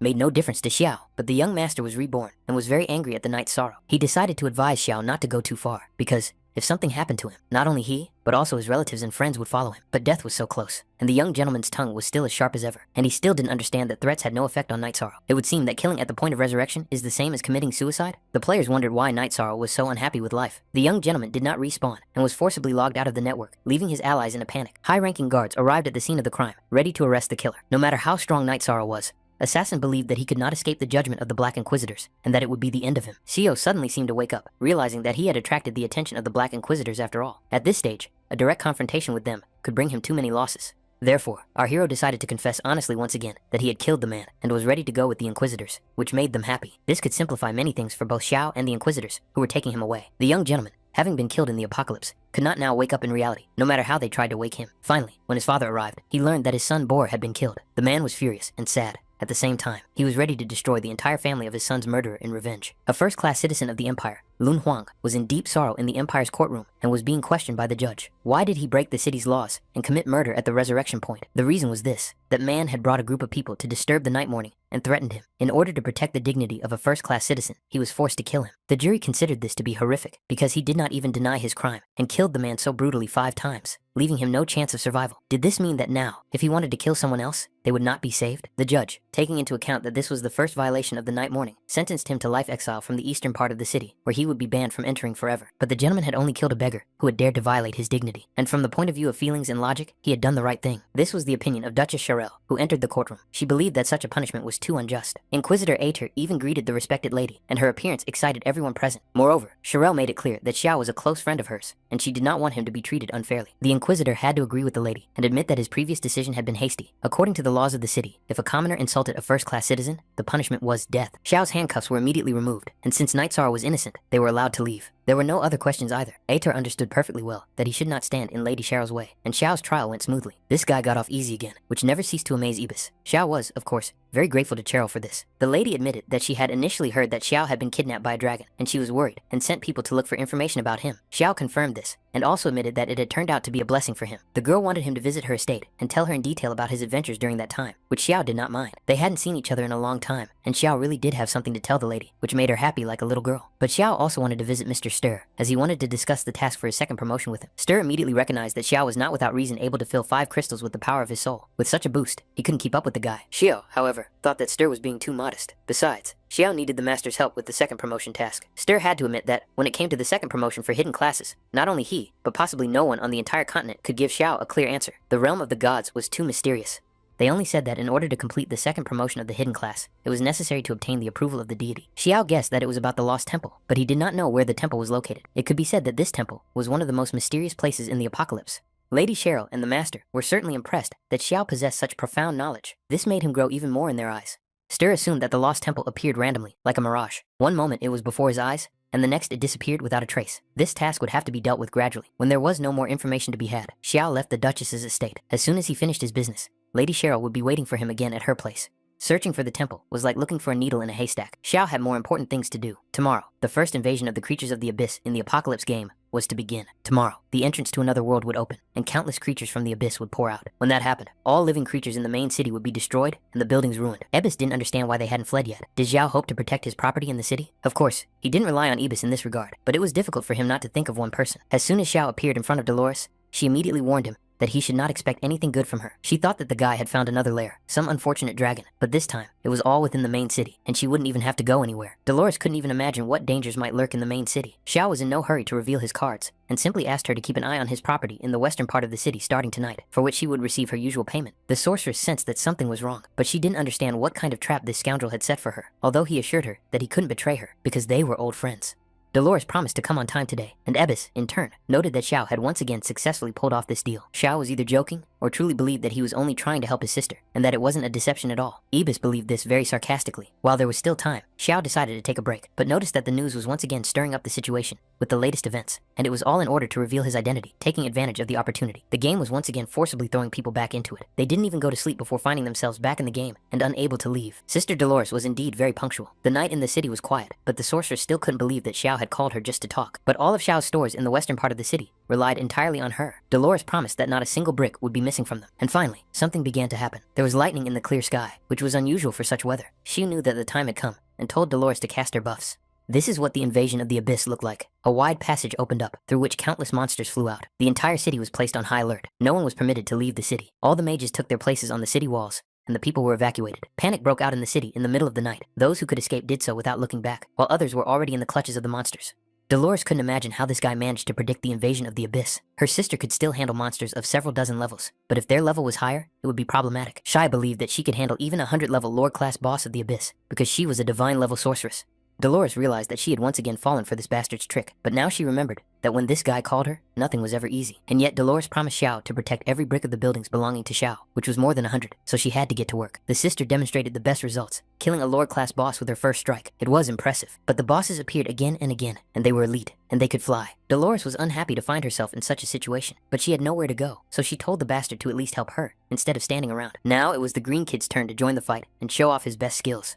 The invasion of monsters did not stop, but only intensified. Monsters appeared from the abyss, growing stronger and stronger. People tried not to give up and keep up the resistance. Even though they knew they couldn't hold them back, they still tried not to let them pass. As always, the green kid did not disappoint and successfully killed the strongest monsters that appeared in the city. The only thing was, Xiao asked him to be careful because another store had been destroyed. After destroying the elite abnormal boss, Xiao did not linger and went on the attack against a whole crowd of other monsters. With one blow, he killed the bosses again and again, one after another. This brought Xiao and the green kid's level up to 32. Killing bosses was the best way to level up quickly. Xiao decided to go hunting for bosses with the kid, leaving Dolores in charge of the western area. She was indignant and demanded a higher payment, which Xiao naturally agreed to. While green kid destroyed monsters, Xiao picked up items from them. He even got some epic items.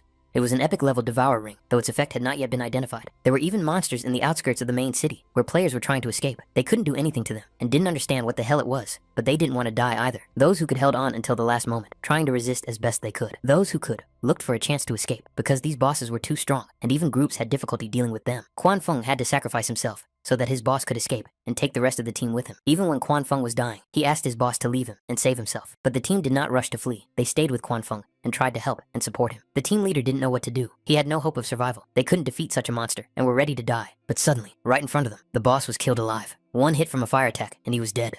The guy noticed a small dragon flying in the sky and thought that it was probably him who saved them. The little green creature didn't stop there and continued to destroy monsters, cleansing the city of this evil. The players saw that this little dragon was incredibly strong. For them, it was as if God had heard their prayers and saved them. Since everything was here, Xiao called the little green dragon to him because they still had to kill a few more bosses. The players instantly noticed the great Ye Xiao and couldn't ignore his appearance here. Jing Fengju did not miss this moment and ran after the great god Ye Xiao as he had something to say to him. Jing Fengju and his team sincerely thanked the great god Ye Xiao for saving them. If he ever needed help, he could call on them and they would go through fire and water for Ye Xiao. Ye Xiao was flattered by such treatment and admitted that he was just passing by. He also advised them to go to the western area, which was more or less safe if they didn't want to farm bosses. In their eyes, Xiao was very cool, and even Quan Feng thought that if he were a girl, he would definitely have his child. After leaving that team, Xiao explained to the green kid that killing these ordinary monsters was too time-consuming. In the meantime, they needed to go to the main gate of the city, because that was where the main battle with the abnormal monsters would take place. As the great god Ye Xiao had said, the western district was much calmer and safer, but the players didn't understand if it was safe here. So why was Ye Xiao patrolling outside the city? Was he really leveling up on these bosses? Then their guesses were confirmed, because Ye Xiao had just raised his level to 35 again. How many bosses did he kill to raise his level that high?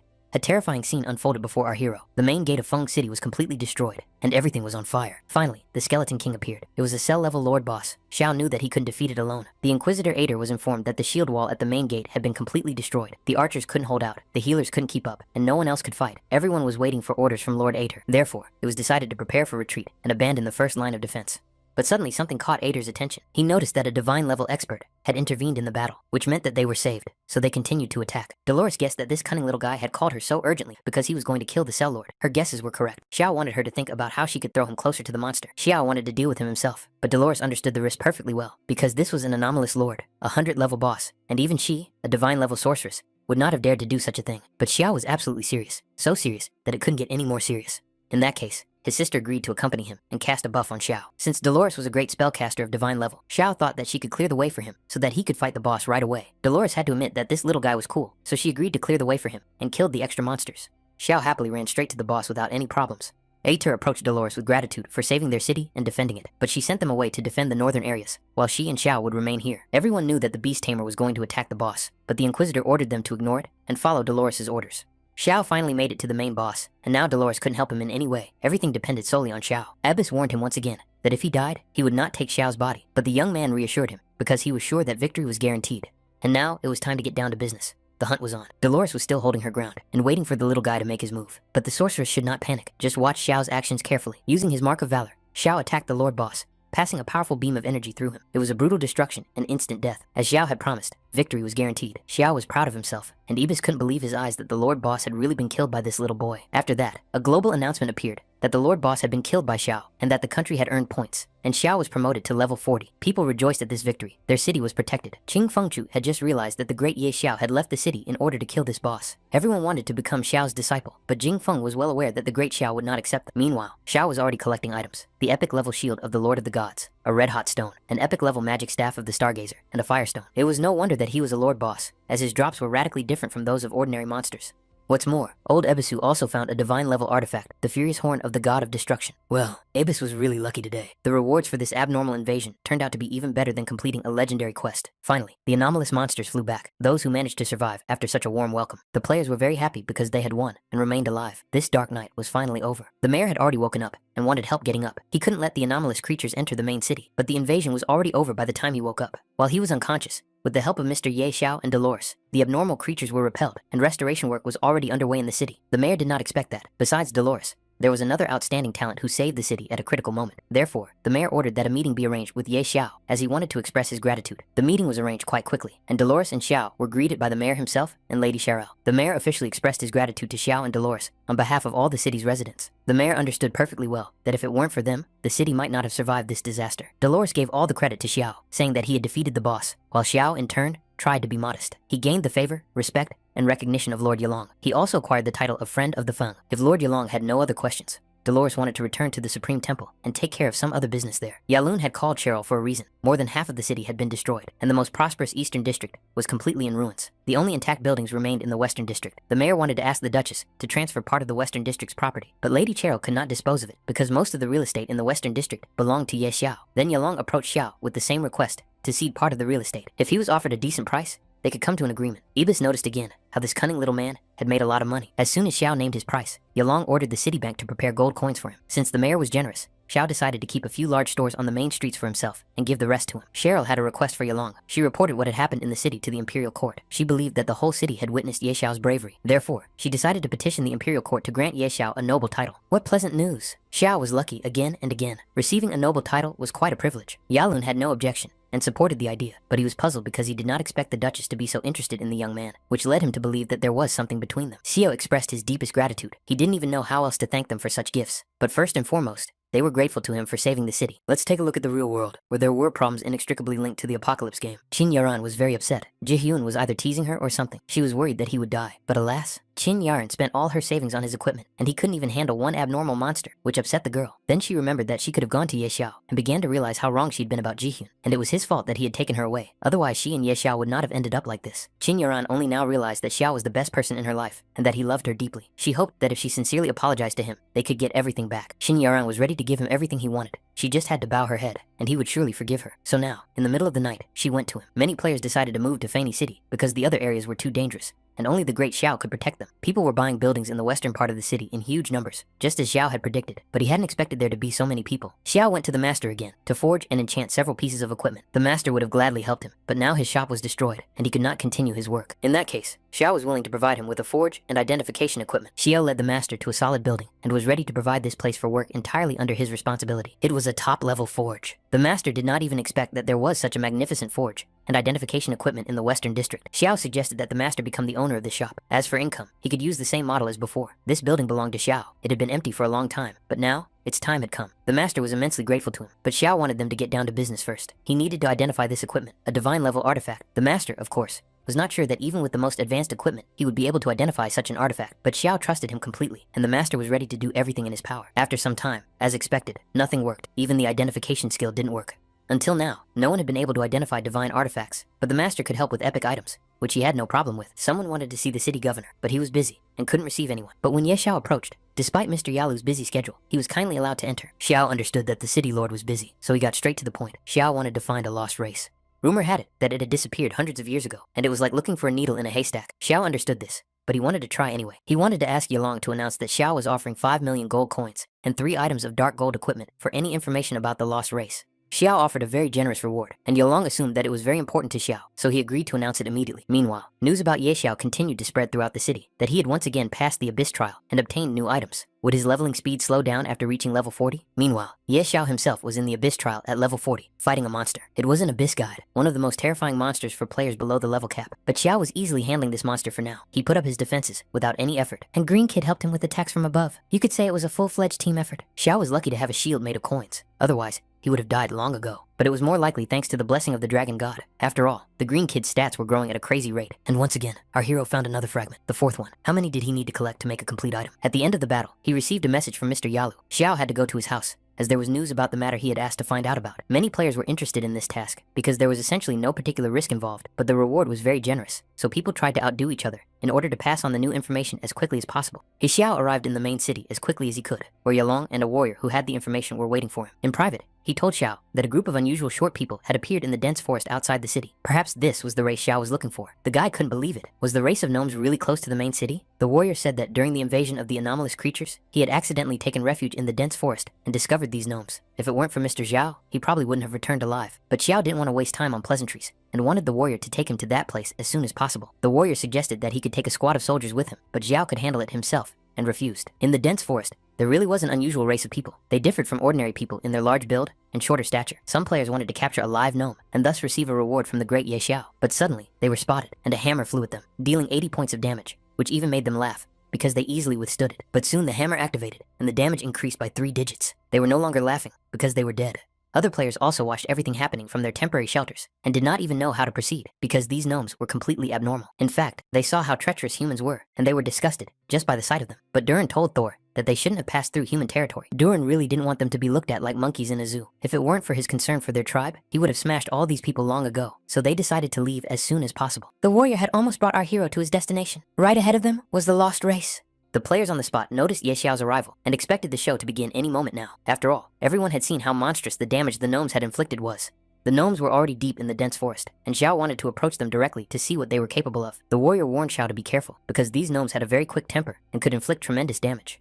The warrior's task was already done, and Xiao wanted to handle the rest himself, but Ibis still couldn't quite understand whether this little guy was really going to walk right up to them like that. The gnomes did not greet Xiao very kindly. They saw that this bastard wanted to approach them, and were ready to grab him right then and there. But before Durin could do anything to Xiao, Thor stopped him and asked him to wait. Thor thought this man looked very pleasant. Looking at Xiao more closely, even Durin no longer wanted to beat him. The gnomes sensed a pleasant aroma emanating from Ye Xiao, similar to the smell of a divine artifact, and not just one. They determined by the smell that there were definitely several of them. The scent they smelled was very intense. They felt that the things on this person were even higher than divine artifacts. They smelled another scent that they had smelled a long time ago, but couldn't remember where. Suddenly, one of the gnomes remembered that it was the scent of a deity, the scent of a great god. But upon closer inspection, they noticed that Xiao was very weak, only at the 40th level, but his spiritual power was simply incredible. Thor understood that Xiao had truly received the blessing of a god. The players watched everything from the sidelines and saw that the gnomes and Xiao were communicating quite calmly and weren't even fighting as they had expected. It was illogical to them because the gnomes were beating up the other players, but the great Xiao was communicating with them as if they were old friends. But what logic could there be when they were in the presence of a god? It turned out that double standards could only exist in the real world. Who would have thought that the king of the gnomes, with his honest gaze, would turn out to be such a traitor? And the boss always did things that ordinary people could not even dream of. Xiao didn't come here for no reason. He wanted to ask these two for help. The gnomes thought he needed to forge an artifact, but Xiao was interested in the Lost Temple. He had no evil intentions. He needed the Lost Temple to complete his job change quest. To do this, he needed the help of a deity, and the only way to contact him was through the Lost Temple. The Lost Temple was too important a matter. The gnomes couldn't just reveal its location to an outsider. Xiao had to prove that he was trustworthy. That being the case, Xiao had another task. He wanted the gnomes to help him identify the divine artifact. He hoped that at least they would be able to handle it better than that master. Gnomes were the best at blacksmithing, and the blacksmiths Xiao mentioned were just trash.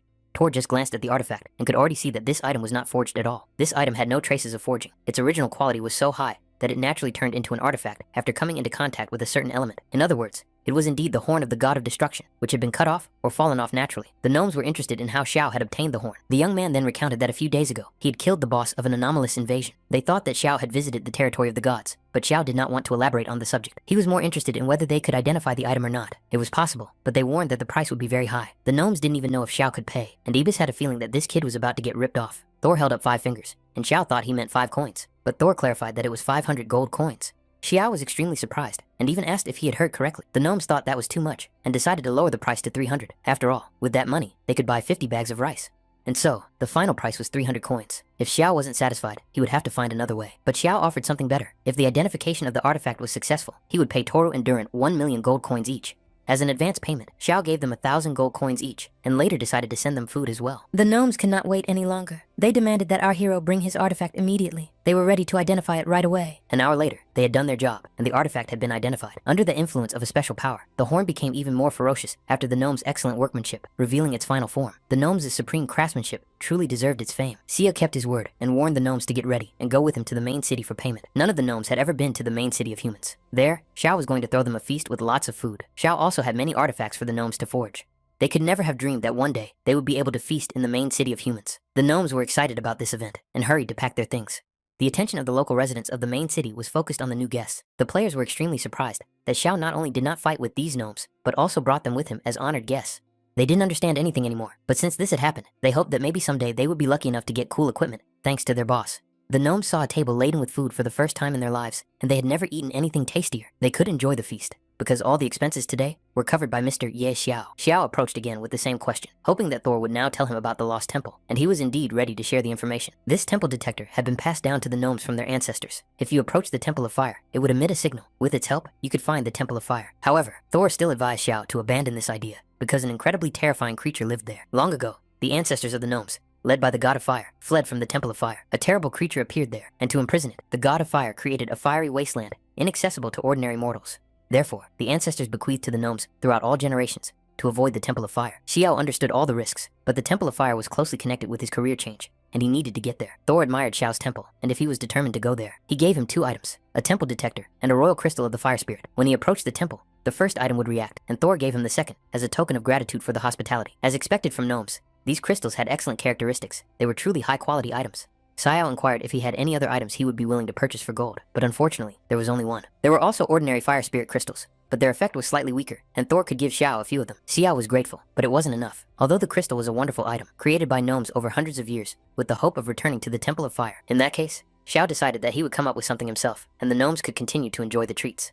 For the sake of changing professions, our hero was ready to take a risk, but in such a matter, he certainly could not do without one person. That person was the fashionista, who was already trying on a new outfit. She was thinking that soon, the 2 old men from the temple would no longer be her equals, but her thoughts were interrupted by a guard, who came with urgent news, and was out of breath from running. Dolores remembered that when Xiao appeared, nothing good awaited her. So, what did this guy want from her this time? Was it a dragon? Or another abnormal boss invasion? Xiao wondered if he was like someone who spent all day fighting these battles.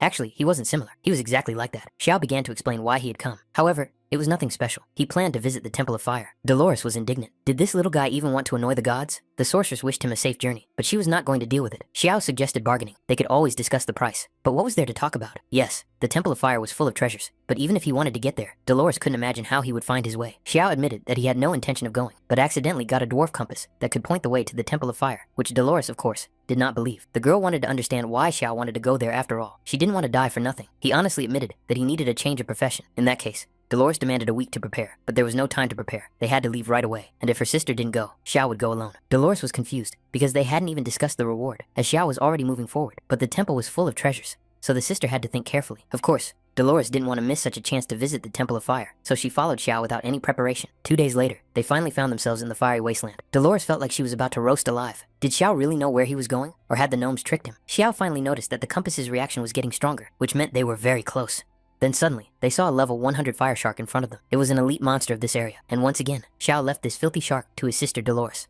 After this trip, she would never want to eat fried shark again in her life. She may have frozen one shark, but immediately another dozen appeared. The sorceress was a little confused, because she couldn't even understand where these creatures had come from, and the compass's reaction was getting stronger and stronger. But Dolores thought something was wrong here. Among all these sharks, they discovered an unusual portal that had not been there before. Apparently, it was the main gate of the Temple of Fire. There were no other assumptions. But now there were other problems. The sharks were getting closer, and they were aggressive. Dolores was barely managing to deal with a few of them, but she couldn't take them all on. So Xiao decided to use the coin shield to break through, and asked his sister to buff him with acceleration and cover him while he broke through. Dolores, of course, did not refuse, but reminded the guy not to forget about the reward for her sister. Xiao remembered this, of course. He always paid generously, which the sorceress could be sure of. Even with the fire spirit crystal, he was taking heavy damage, so he tried to run as fast as he could. No one could stop him, not even the gods. He was about to jump into the portal. Upon exiting the portal, he discovered some kind of abandoned temple. In front of him stood a huge statue, either a monster or a guardian, demanding that the intruder state the reason for his visit. Xiao decided to give another reason, which was hidden in the exploration of the temple ruins.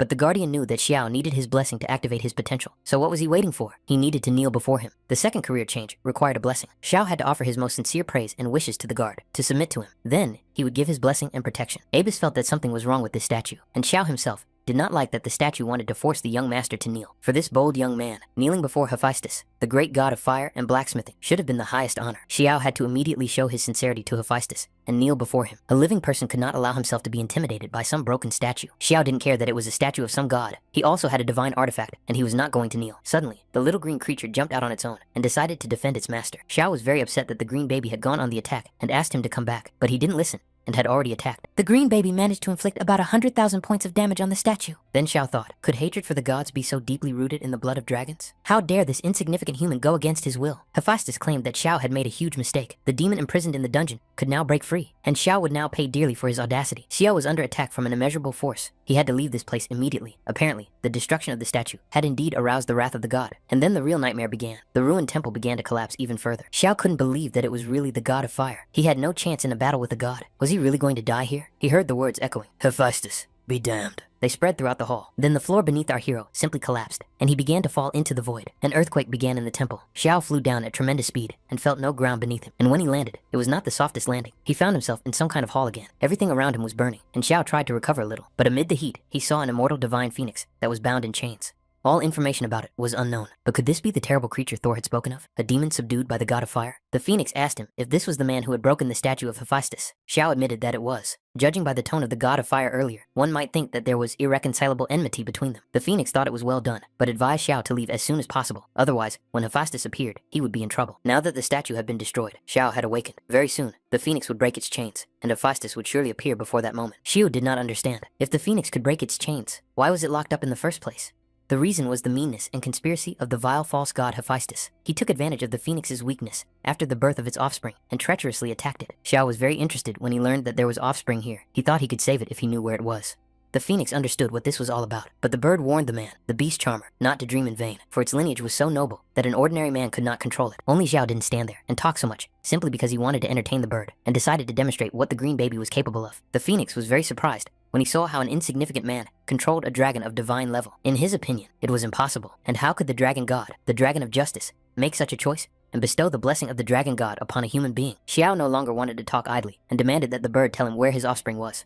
The phoenix realized that this was probably the will of fate. He sent a feather for Xiao to follow. This feather was supposed to lead to his offspring, which was located right in the Sea of Fire. Xiao could already see another mythical beast waving its paw at him, but Abis thought that this guy was rejoicing too soon because he would have to step into the Sea of Fire, and everywhere there was high temperature magma into which he had to step. But for the sake of his mythical pet, Xiao was ready to jump even into the Sea of Fire. Nothing could stop him. Fortunately, the royal crystal of the fire spirit gave him 95% resistance to fire. Otherwise, he would have turned into a roasted piglet. Xiao tried to hurry because he felt that he was about to be completely roasted, but he would reach his goal very soon. And he was right. He really did find the phoenix egg, which the feather had led him to. Xiao was excited because in such a short period of time, he had managed to find another mythical beast. He hadn't expected that at all. Xiao asked if the green baby knew how to hatch eggs, but in response, he heard that the baby could only make scrambled eggs.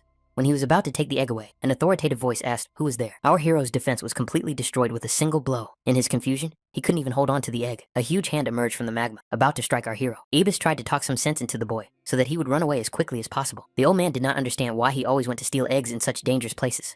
Fortunately, luck was on their side, and Xiao managed to successfully retrieve the egg again. Even the phoenix was surprised that he had made it. How could this ordinary mortal of the 40th level get through such terrible lava? Although the bird lived in this heat, it understood perfectly well how dangerous it was for humans.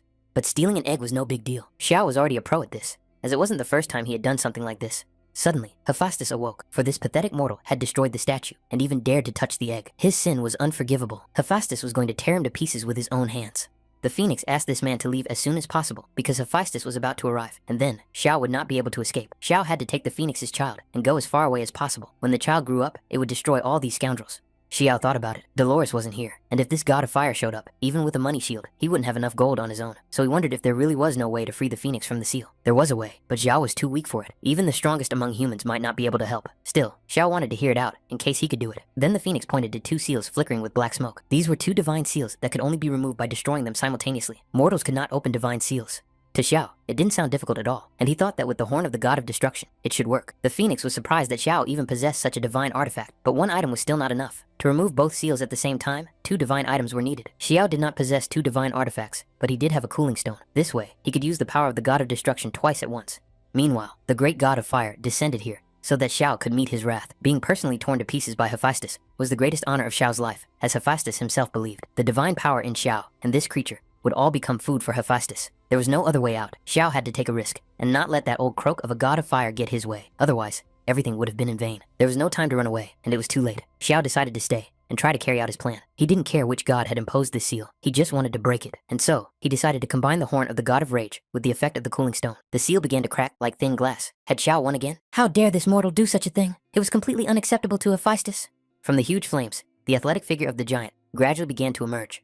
It was the god of fire, Hephaestus himself. He demanded that Xiao sacrifice his pitiful life. Xiao certainly did not expect this god to be so huge. He was clearly no match for him. Since the great god of fire had descended upon these mortals, he now demanded that Xiao kneel before him. But at the same time, the phoenix began to break free from its chains, liberating its body. Hephaestus arrived just in time. The phoenix was already free and couldn't wait to take revenge on its enemy. The mutant could not believe what was happening and that the phoenix had been able to break the seal. But it was time for the vile false god to pay for his sins. Only the dirty blood of Hephaestus could wash away the phoenix's humiliation. During the years plunged into darkness, the phoenix managed to preserve its strength, and when it was freed, it did not miss the opportunity to repay its enemy in kind. Xiao understood perfectly well that this was not a battle they could interfere in, and that they should hide as far away as possible. Hephaestus did not believe that the phoenix still had any strength left, for it had been locked away for so many years, and its powers must have been exhausted to the limit. But the phoenix was not going to give up, no matter what. Revenge was now one of her main goals. This vile false god had to pay blood for blood. The battle was so powerful that it was difficult to stay on the surface, and being struck by this force, he fell into the magma. Fortunately, he realized what was happening and activated his money shield in time to survive the turmoil. Hephaestus was slowly being destroyed, unable to withstand the power of the phoenix.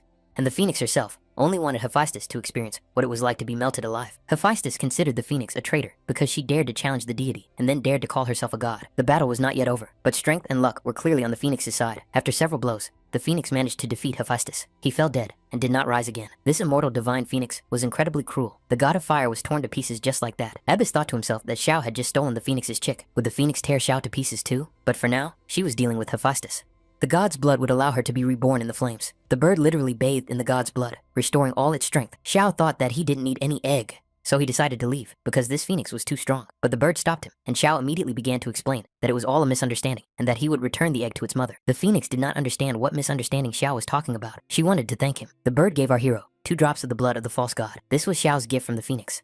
The fire god Hephaestus had existed on the lost continent for tens of thousands of years, his blood imbued with divine power. However, who else was capable of obtaining the blood of a deity? Xiao felt a little awkward for a moment, although Ibis, looking at the guy, saw no awkwardness in him. The phoenix said that this divine blood would help Xiao hatch her baby. Xiao would have to incubate the egg. The phoenix chick had not yet hatched, and the young man had to figure out how to help it come into the world. Phoenix was grateful to Xiao for helping to remove the seal, but this place was about to collapse. The news of Hephaestus' fall would soon spread, and the descendant of the phoenix now relied on Xiao. Everyone needed to leave this place immediately, but Xiao couldn't leave because he hadn't picked up the items from the dead god yet. Phoenix considered it broken junk and didn't understand why he should pick it up. But after all, it was loot from the god of fire, and it would be foolish not to take it. Even in its current state, it was an epic staff. If it were fully restored, it would become at least a divine artifact. But now, it was really time to leave because everything was falling apart. Somewhere in the heavens, the fire god Hephaestus returned to his original source. He was angry because he had lost one of his best incarnations. But Hephaestus was only one incarnation, and many did not understand why there was cause for panic. And yet, Hephaestus had lost the incarnation that guarded the immortal divine phoenix. If his feelings were not deceiving him, then the world had already collapsed. The immortal divine phoenix was a key part of the god's plan. They had sacrificed a part of their divine essence to seal it away, and now Hephaestus was telling them that this world had been destroyed. They demanded an explanation from Hephaestus,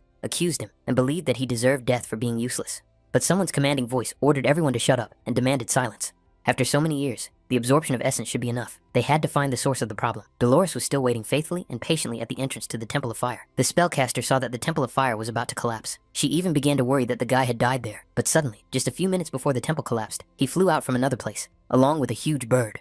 That little bastard was alive after all. Could it be that Sister Dolores had hoped he would die? Then the girl noticed the immortal divine phoenix. Of course, such a sorceress recognized the bird, but she had no idea how Xiao had managed to connect with a creature of such a high level. The phoenix did not stay long. She flew away, but before leaving, she asked Xiao to take care of her offspring. When the time came, they would meet again. Xiao felt a little confused. He probably didn't even expect the phoenix to actually entrust her child to him. Just think, Xiao not only managed to escape from that place alive, but also managed to capture the phoenix's egg. He was simply blessed with good fortune. In addition, he managed to get his hands on something else. Dolores needed only one glance to understand that Xiao was holding the blood of a deity in his hands. Thanks to the infusion of divinity, the potential of the professions of God, of wealth, and Lord of divine beasts was revealed. Thus, his professions advanced to a new level. Ebis congratulated Xiao, because thanks to his advancement in the profession of God of wealth, the old man had also grown stronger. Moreover, his profession skills had indeed grown powerfully, with a daily increase in gold of 2%. Even Buffett would have to bow down before him. His innate talent also improved. As the Lord of divine beasts, Xiao bestowed the blessings of the god of beasts upon his pets, thereby increasing their characteristics by 50%. And with the unique talent of boundless taming, if a royal level pet is developed to its limit, it can evolve to the mythical level. What can I say? His hidden profession was very powerful, and even his sister was a little jealous of him. Suddenly, they noticed that the egg had moved, and they were sure they hadn't imagined it. Was the little phoenix about to hatch?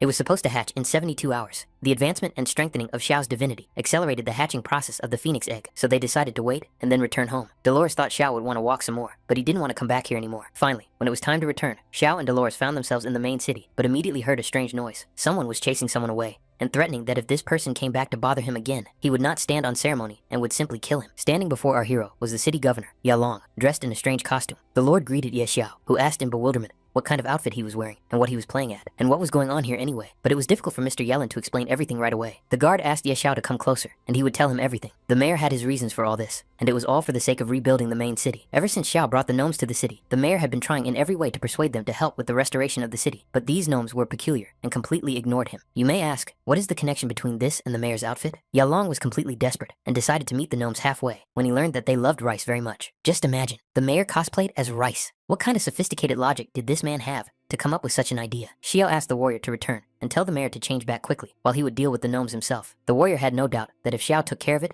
it would be resolved. But okay, the mayor, why were these gnomes so stubborn? Thor, out of habit, began to curse again, thinking that it was that madman again. He promised that he would not even look at the fact that Yalong was Ye Xiao's friend, and would beat him up. But when Thor saw Xiao in the room, he immediately relaxed. He clearly did not expect to see him so soon. Xiao briefly explained that he had managed to find the Temple of Fire, and even managed to enter it. Thor was already hoping that Xiao would be able to take them back there, but he had to disappoint them. The temple had already been destroyed, and he had only managed to capture the staff of the god of fire himself. Xiao held the staff of the god of fire in his hands, which meant that he was the messenger of the god of fire. The gnomes couldn't resist asking Xiao to show them the way and lead their people. Xiao, of course, did not miss this opportunity and ordered them to follow his instructions, namely, to stay in the main city and help rebuild it. None of the gnomes dared to object. They obeyed the messenger's instructions, and Thor was about to inform the rest of the gnomes. Moreover, Xiao had several items that Thor needed to make, which was no problem for him. Yalin still had not lost hope. This time, he decided to dress up as a pancake, hoping to win the favor of the gnomes.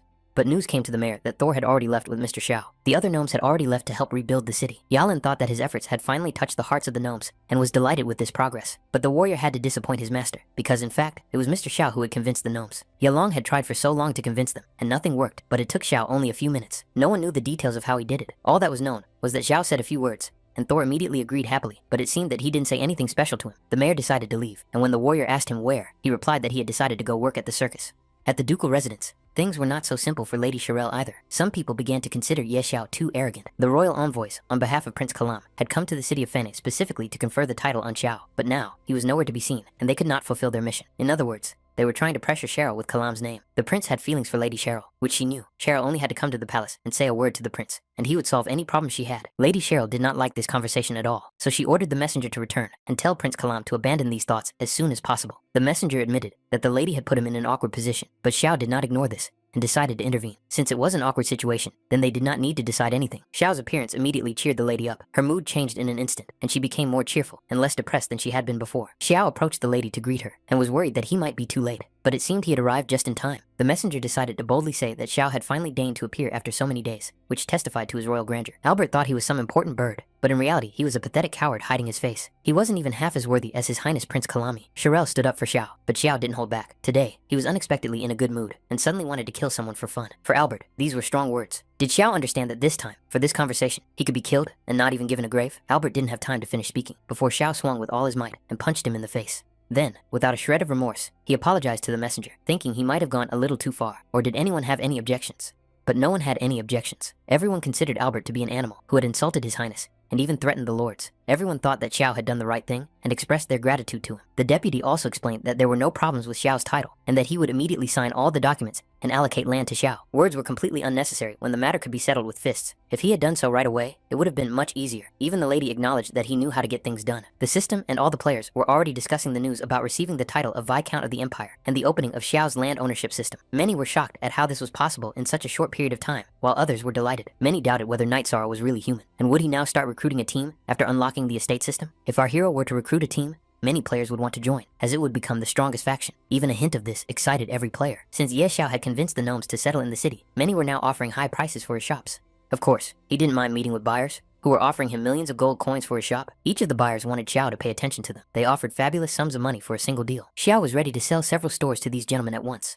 However, there were some conditions, and the buyers would have to pay extra. No matter how much they had to pay extra, everyone was still willing to make the deal. They offered a deposit right away, and Xiao just had to accept it and do nothing else. Xiao remained silent for the time being, while a crowd stood in front of him and handed him money. People were willing to sell their estates just to buy Xiao's store. What else could be a real pleasure if not this? The system even activated the money flow skill effect. The number of coins received increased several times over. After logging out of the game, Xiao continued to read the forum, which was full of news about him. Most of the discussion was about the latest news with the gnomes and the likely future of the city of Fane. However, it was not surprising that the news about the gnomes settling in the city spread quickly, but the guy did not understand why foreigners had appeared. Players warned each other to be careful, because many foreigners had been spotted today, including several suspicious characters. Even the authorities got involved, after which conflicts began. After reading all the news, Xiao couldn't help but think that these foreigners had surely come for him. But these people did not yet know that something grand was going to happen tonight. Many players were suddenly kicked out of the game. They remembered how they had just been fighting monsters, but now they were back in the real world. Only now did they feel a certain power in their bodies. Xiao knew that the time had come for the game to merge with reality. Just then, a notification from the system appeared, and Xiao had to choose a skill to bring into the new world. Of course, he extracted the money shield. As expected, players above level 10 could extract their skills. The game characteristics had also been transferred to reality. Now, it was time for Xiao to settle some scores with certain people. Despite the fact that it was night outside, Xiao decided not to wait for a specific time and immediately rushed into the darkness of the night. For him, this was the moment when the slaughter officially began. People were just beginning to realize that the Apocalypse game had indeed moved into the real world, and now these anomalous creatures would also come after them. Some were happy, as they had long been tired of living. Now they could choose a skill and take revenge on their enemies in real life thanks to these skills.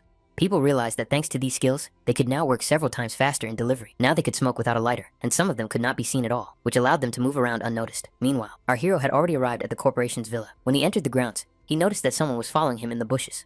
These guys thought that Xiao had fallen for their trap, and that today they would get rich. But how wrong they were, not realizing that they were the ones who had fallen for the trap. They demanded that Xiao give them everything of value he had on him, or else they would break his pathetic legs. These guys didn't even hesitate to say that they were level 11 pros in the Apocalypse, and if Xiao resisted, it would be worse for him. Xiao thought about how many idiots there were in this world, and all he could do was smile. They thought that our hero was tired of living, but they didn't understand that their actions showed that they were the ones who were tired of living. These scumbags even dared to get angry and continued to threaten to tear Xiao to pieces. Xiao decided to deal with these scumbags quickly, because they were wasting his time. He managed to do it in a minute, and he was surprised that these fools had the sense to go out and rob someone with such force. They were weak and stupid. Meanwhile, there was a full-fledged party at the villa, where a lot of people were having a blast. Today, all the huge investments that the corporation had made in the Apocalypse game had finally paid off, and everyone here wanted to witness this historic moment. The young gentlemen were talking about something, but their conversation was quickly interrupted by someone's sudden appearance at the party. The stranger's appearance attracted the attention of everyone present, but no one knew who he was because he was wearing a mask. The unexpected guest noticed that, with the exception of a few elderly people, almost everyone was gathered here. For him, this was ideal, because he wouldn't have to run around looking for everyone individually. Ye Lin, the future head of the Ye Corporation, addressed the guest, asking who this ragamuffin was, who dared to cause a disturbance here, and even wore such a mask. Could he be a fan of Arail with her toilet jokes? Yi Xiao was very surprised that Elin didn't even recognize his voice. Many were discouraged by Ye Xiao's appearance. Everyone knew that he had died in a car accident, and if it weren't for that accident, he would still be alive. But now he was standing before them, alive and well. Ye Lin was not at all surprised by his brother's appearance. He thought that his younger brother was tired of hanging out with that girl from the Liu family, and had come because he had run out of money, and decided to beg for alms from his older brother. But he had come to find out something. He suspected that his parents' death in an accident 10 years ago was their doing. Elin was surprised that this pathetic worm had only now mustered the courage to ask about it, and his older brother was ready to tell him about it. Someone suddenly panicked, and decided to stop Elin, because he was drunk and couldn't talk about it. But this man could say or object no more, because he simply did not have the strength. Xiao demonstratively made it clear to everyone that when he asked a question, it was better not to interrupt him. He wanted to know the whole truth without any secrets. In that case, he could think about how to save them from suffering before death. The guests were shocked because this man had just moved one finger and killed a person, which seemed supernatural to them. Some of those present began to guess that this was the very same Ye Xiao from the Apocalypse game, which did not make them happy. She saw that those present were not stupid, so he decided to refrain from further action to clarify their current situation. Ye Lin laughed at the suggestion that his younger brother could be the very same Ye Xiao from the Apocalypse. Had these people completely lost their minds?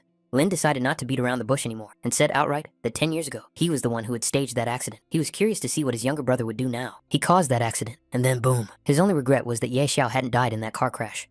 Ye Lin was a complete monster, and Xiao had a hard time controlling himself. Anger and hatred raged inside him, and above all, a desire for revenge. Ye Lin was happy, as if nothing had happened, because for him, it was business as usual. So he killed someone. So what? But today, Xiao promised to send Lin to join his deceased parents.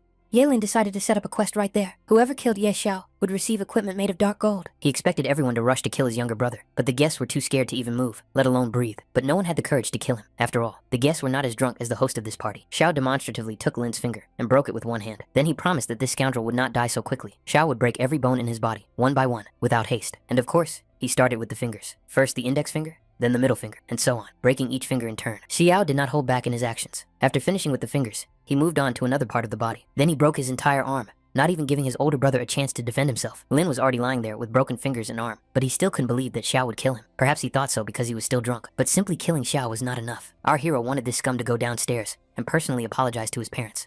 Xiao put on a terrible show, showing no mercy to his older brother, just as his brother had once shown no mercy to his parents and him. But the guests still hadn't run away. They watched it all, even though they were very scared. Was this really the end of the future of the Ye family corporation? Many guests were pleased that Xiao had killed this scoundrel. Lin was worse than a dog. They remembered that Uncle Yi had been such a good man, and this bastard had ruined him. Many suddenly became indignant and began to express their outrage that they had disliked Lin for a long time. And if they had known about what had happened earlier, they would have been the first to kill him and avenge their uncle and aunt. But none of this worked on Xiao. He saw how these people were putting on a show and made it clear to everyone that none of them would leave here alive. No one would leave here alive. Xiao knew perfectly well that everyone understood everything and what hypocrites they were. He had no qualms about killing everyone present. They considered themselves completely innocent and didn't understand why Xiao wanted to kill them, because Ye Lin, the culprit, was already dead. So what else did he want? And so, the most bloody party began in the mansion, one that no one who came to it could have even imagined. This revenge, which had lasted 10 years and spanned 2 lifetimes, was finally accomplished today. The evidence and reminder of it remained on Xiao's clothes. The entire main hall was stained with blood, just as Xiao had promised, and no one left the party alive, except him. After the apocalypse became a reality, many couldn't help but rejoice in their newfound power. With their current abilities, each member of this gang could easily take on an entire armed squad on their own, but they didn't rush to rejoice because they remembered Ye Xiao, who was at level 40, but some were too reckless. What was there to fear? There were 5 of them, and he was alone. They thought they could beat him so badly that he would lie at their feet and beg for mercy. Suddenly, a huge hole appeared in their room, and the wall shattered into small pieces of stone. It was Xiao. With his appearance, he made it clear that there was no need to wait for him because he was already there. Of course, the gang recognized him immediately, but they couldn't understand how Xiao had managed to find this place. Xiao, in turn, was also surprised that there were only a few people in front of him and that they had decided to stab him in the back. If these people had any questions, they could ask Yanluo Wang in hell, but they didn't even need to die to experience their own personal hell, because after Xiao's arrival, they already felt it on their own skin. After leaving the mansion, the building burst into flames, consuming everything inside. Xiao was in no hurry to leave this place. He stood and watched like an outside observer. Within a short time, the police arrived. The people on the streets went crazy. They didn't care about the authorities, because now they were supposedly superhumans and could show what they were capable of. Suddenly, our hero was surrounded by an army, and he didn't even understand who they were. Governor General Li Huan of Jianshan greeted Xiao. He came with a request and wanted to talk in private. Xiao was ready to listen to the man and asked him to say directly what he wanted. Li Han reminded him of the current situation in the city, which was completely immersed in chaos. Therefore, the Governor General hoped that Xiao would help restore order and wanted to know what Xiao thought about it. It wasn't that our hero was against it, but he also had his own conditions on the matter. A new discussion appeared on the Apocalypse game forum about how Night Sorrow had finally appeared and was even confirmed by his official account. Xin Yaran was extremely surprised when she learned that Night Sorrow was indeed Ye Xiao. She continued to blame Jihan for everything, because if he hadn't constantly turned her against Yao, she would have treated him well. Ye Xiao was a grown man, Yaran thought. So what if she was a little inattentive to him? Was that a reason to be so petty and disappear? Xin Yaran was determined to find him no matter what, and hoped that he would come back to her. Many players were happy that Ye Xiao had appeared and brought order to their city. If it weren't for him, the city would still be in complete chaos. Xiao himself was pleased to finally be back in the main city, and Ibis pricked up his ears and heard other players discussing Xiao. Having done his job, our hero left without leaving any traces. Glory and honor were not for him, and surely old Ibis would not understand that. Thor was delighted with Mr. Xiao's long-awaited return, but Xiao did not return just like that. He had business with Thor. He wanted Thor to look at a drawing. In the drawings, Thor saw the claw of the Lord of the Divine Beasts, which was an epic piece of equipment. Xiao wondered if he could make it, but it wasn't just an epic level drawing. If there were enough materials for subsequent reinforcement, it would be possible to create a divine artifact, and most likely, it would be part of a set. Everything was correct. Xiao already had another drawing, the helmet of the Lord of Divine Beasts. But the question was, if he forged them together, how long would it take? Thor thought about it and said that if he worked together with Durin, it would take them about 3 days. They decided that Xiao would return in 3 days, and Thor guaranteed that he would be satisfied with the result. Xiao decided to visit a modest shop selling goods for tamed beasts. The owner thought that Xiao's tamed beast was an ibis toad and noted that it looked unusual. At first glance, it was clear that the beast was heroic and spiritually filled. That was enough to hear profanity from Ibis. But Xiao was here to buy high-quality fruit for taming animals. The higher the quality, the better. The seller was ready to offer the very best. Xiao needed all the fruit to tame 4th and 5th level beasts. So our hero asked for everything the store had. The seller was surprised by such a request, but immediately began to fulfill it. He didn't often meet such customers in the store. Xiao really bought everything that was available to him, mostly pears, but he didn't know if it was enough to hatch a phoenix. The little green guy was especially pleased with such delicacies, but Xiao asked him to eat more slowly so he wouldn't choke. After a while, our hero discovered that his celestial dragon stats had grown so much that even he couldn't see them in the system. Just waiting for the immortal divine phoenix to hatch, and for the forging of 2 epic equipment items to be completed, was too boring for our hero. So he decided to go with the green baby and stretch his legs a little. For this, he chose a suitable location in the mysterious forest of the 40th and 50th levels. Xiao was looking forward to seeing the true power of the green kid.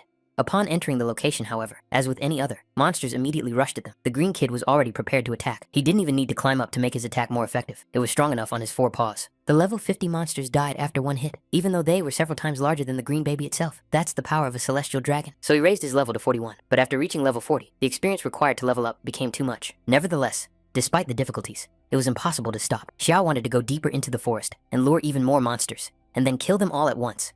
Xiao still held first place in the apocalypse rankings. Already at level 41, players noticed that his leveling speed had finally slowed down, 1 level in 2 days. Many talked about it with such enthusiasm, as if they themselves had achieved some outstanding results, but they understood perfectly well that after level 40, leveling up would be simply impossible for them. When they reached that stage, they would have to grind for months just to level up, and it would probably take decades to reach level 100. Many of them realized that they would never even reach level 40 in their lifetime. Xiao was still in that forest, a green kid who had no trouble killing all the monsters, even with the boss, but he still didn't level up. Abyss reminded our hero that the time for the phoenix egg to hatch was almost up. Xiao noticed that there really should have been enough time, so he took out the egg to at least take a look. The egg stirred, which seemed like a very exciting moment for Xiao. Then the shell began to crack, and finally burst open, revealing a bright glow inside. Thus, another immortal divine phoenix appeared in the world. Now before Xiao stood the very divine beast that had remained in the egg for hundreds of years and could not hatch. And this legendary moment was given to him, Xiao. Even at the first level, the phoenix was already much stronger than the green baby at the 40th level. When taking damage, the phoenix forcibly fixed it, and at the same time, ignored any damage and all instant death effects, and upon completion, it entered a state of nirvana. This bird had many incredible skills: flames that burned the heavens, a comet that brought down the stars, and a soul explosion. Yes, it was a true god of mass attacks. Xiao was very lucky. Now he was thinking about what to name it. In the Temple of Fire, its mother had left the name Luo Huang, but Xiao thought it sounded too heavy, so he decided to call it Xiao Huo. But he discovered that the bird did not like this name at all. Then he suggested several others, such as Xiao Hong or Xiao Hua, but the phoenix rejected these names, and Xiao had to agree to the name of its mother, Luo Huang. Xiao noted that the phoenix was quite stubborn, but our hero was also stubborn, and decided that he would call the bird Xiao Lo in everyday life. All this pleasant chatter was interrupted by a strange phenomenon. A dark, thick fog appeared right next to them. Xiao quickly realized that it was poison from poisonous rats. These nasty creatures spat poison and caused long-lasting damage from poisoning. The green kid decided to solve this problem with his fire, but our hero ran away from there as quickly as possible and asked the green kid not to fight and to run away too. There were a lot of poisonous rats, and for the first time in a long time, Xiao was so scared that he tried to escape from there as quickly as possible. But there was nowhere to run because they surrounded him on all sides. He was in danger. Then it was Xiao Lo's turn. Perhaps the bird could show what it was capable of. Only flames burning the heavens could resist the poison. The rats fell like lightning after such damage. They could not withstand the power that the phoenix held within itself. After the rats died, Xiao increased his experience points. Xiao Lo's attack reminded him of fireworks being set off. Xiao Lo was terrifying because he himself was fire, and no one could resist his power. The phoenix was powerful by birth. Thus, our hero and the green kid managed to reach level 43, and the players could already see how Xiao had risen 2 levels in 1 day. For them, it was unrealistically fast, but for Xiao, it didn't even require any effort. And again, Xiao rose to the 44th level, which seemed completely impossible. Well, the players guessed that he probably killed some kind of boss. And yet, what was happening seemed like a dream to them. After all, Xiao had risen another 2 levels to level 46. How could this even be possible? The news was all over the place. Everyone was talking about it. Many players would probably give anything to learn the secret of such a level up. Shaolu destroyed all the poisonous rats within his radius, and only rose 5 levels. As expected, pack monsters gave significantly less experience. Xiao did a very good job, but the work didn't stop there. Xiao wanted to go deeper into the forest and try to reach level 50 after all. But they hadn't even taken a step when rats appeared on the path again. The bird had work to do again. It was a great opportunity to level up. And at the same time, Xiao effortlessly destroyed all the rats in his path with fire. Thus, Luo Huang managed to raise his level to 42 and the green baby to 48, just like Xiao. Now the 50th level was within reach. In addition, a system message suddenly appeared. It was a notification that the Beast Lord set had already been created in the main city. In that case, our hero decided to pause his leveling and return to the main city to take a look at his new set.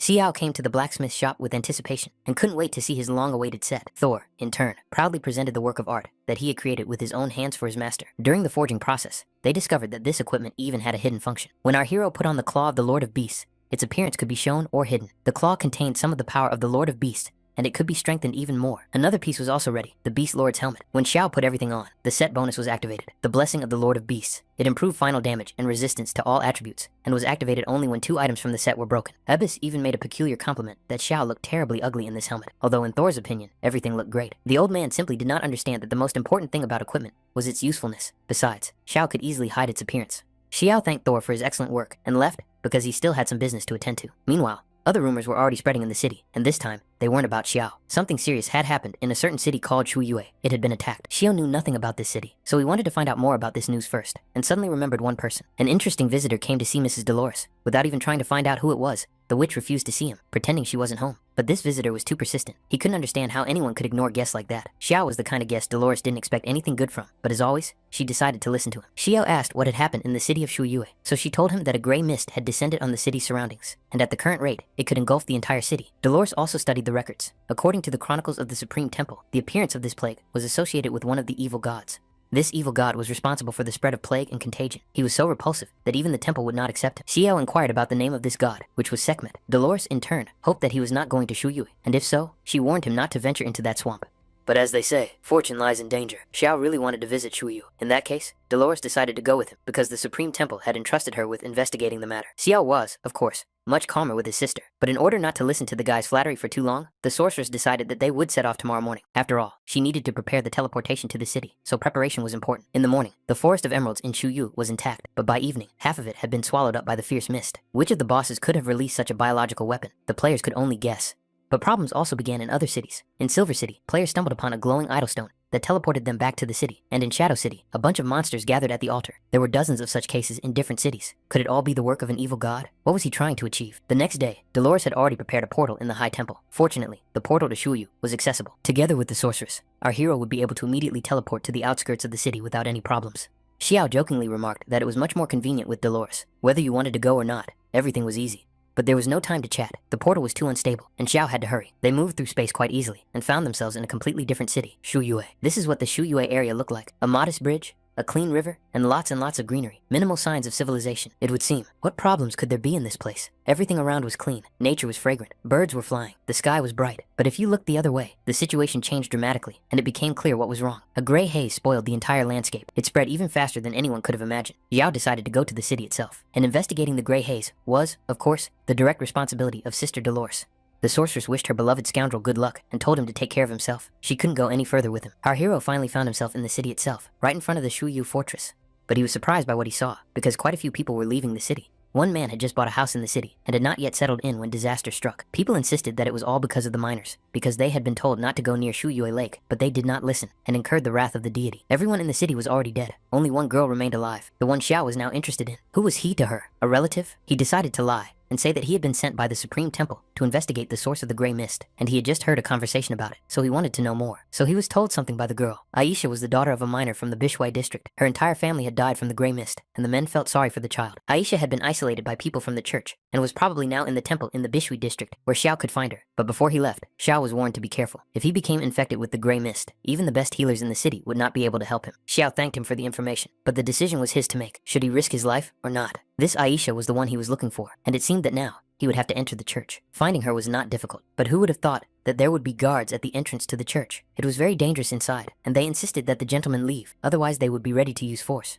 This time, Xiao introduced himself as a Viscount of the Empire. He said he had come here to investigate the source of the gray mist. Ibis silently applauded him for his skill at lying. Well, since Xiao was a Viscount, welcome, sir. Please come in. The guard had already introduced Lady Blue to the Imperial Viscount Ye Xiao, who had come to investigate the source of the gray mist. Xiao, as always, tried to be courteous, and with the lady, he became a ladies' man. He told her that he had come to examine the gray mist on Aisha's body. The lady led him to the spot and warned him that the gray mist was highly contagious and incurable. The ability to stop the infection depended on the density of the mist. If it was too thick, a high-level shield was required. In that case, Xiao had nothing to worry about. After all, he had the shield of the god of wealth, and even the thickest mist would not harm him. When he met the girl, he tried to approach her, but she hid in the corner, like a frightened kitten, and told him not to come near her. It was not because she was afraid of him, but because she was afraid of infecting him with her disease. But Xiao approached her anyway, and convinced her that he would not catch the disease she was worried about. Xiao noticed the vial in Aisha's hand, asked her permission to look at it, and she agreed. Initially, it was an ordinary purple vial, but after coming into contact with a unique source, it gained a protective effect and became capable of neutralizing damage from the gray mist. However, at the same time, the vial was cursed, and only Aisha could touch it. Xiao thought that this item was causing the curse damage. Only Aisha could benefit from its positive effects. The girl tried to remember where she had found this item, and it turned out that it was at the Lake of Griffins, on the western outskirts of the city. There was a cave there, and there was something else inside. He confirmed his guesses, and Aisha helped him a lot with that, for which he was grateful to her. The girl, in turn, was also grateful to him for coming to visit her, and in gratitude, she gave him a glass ball. It was Aisha's favorite glass ball. For her, as a girl, there was nothing more attractive than this ball, and even her parents didn't know about it. Who knows? Maybe it will come in handy. Xiao thought. Finally, he promised the girl that as soon as he dealt with the gray mist, he would return to her. When he left Aisha, he briefly told Sine that he was heading to the Lake of Griffins, although this lake had already been engulfed by the gray mist. But for Xiao, this was not a problem at all, because he was going there precisely to deal with this mist. Sine considered Xiao to be an outstanding person. Moreover, Xiao had earned her favor. The closer our hero got to the Lake of Griffins, the more damage he suffered. The lake was supposed to be directly to the north, less than 5 kilometers away. Xiao expected to get there very soon, but what a surprise it was when he spotted other people in the gray haze.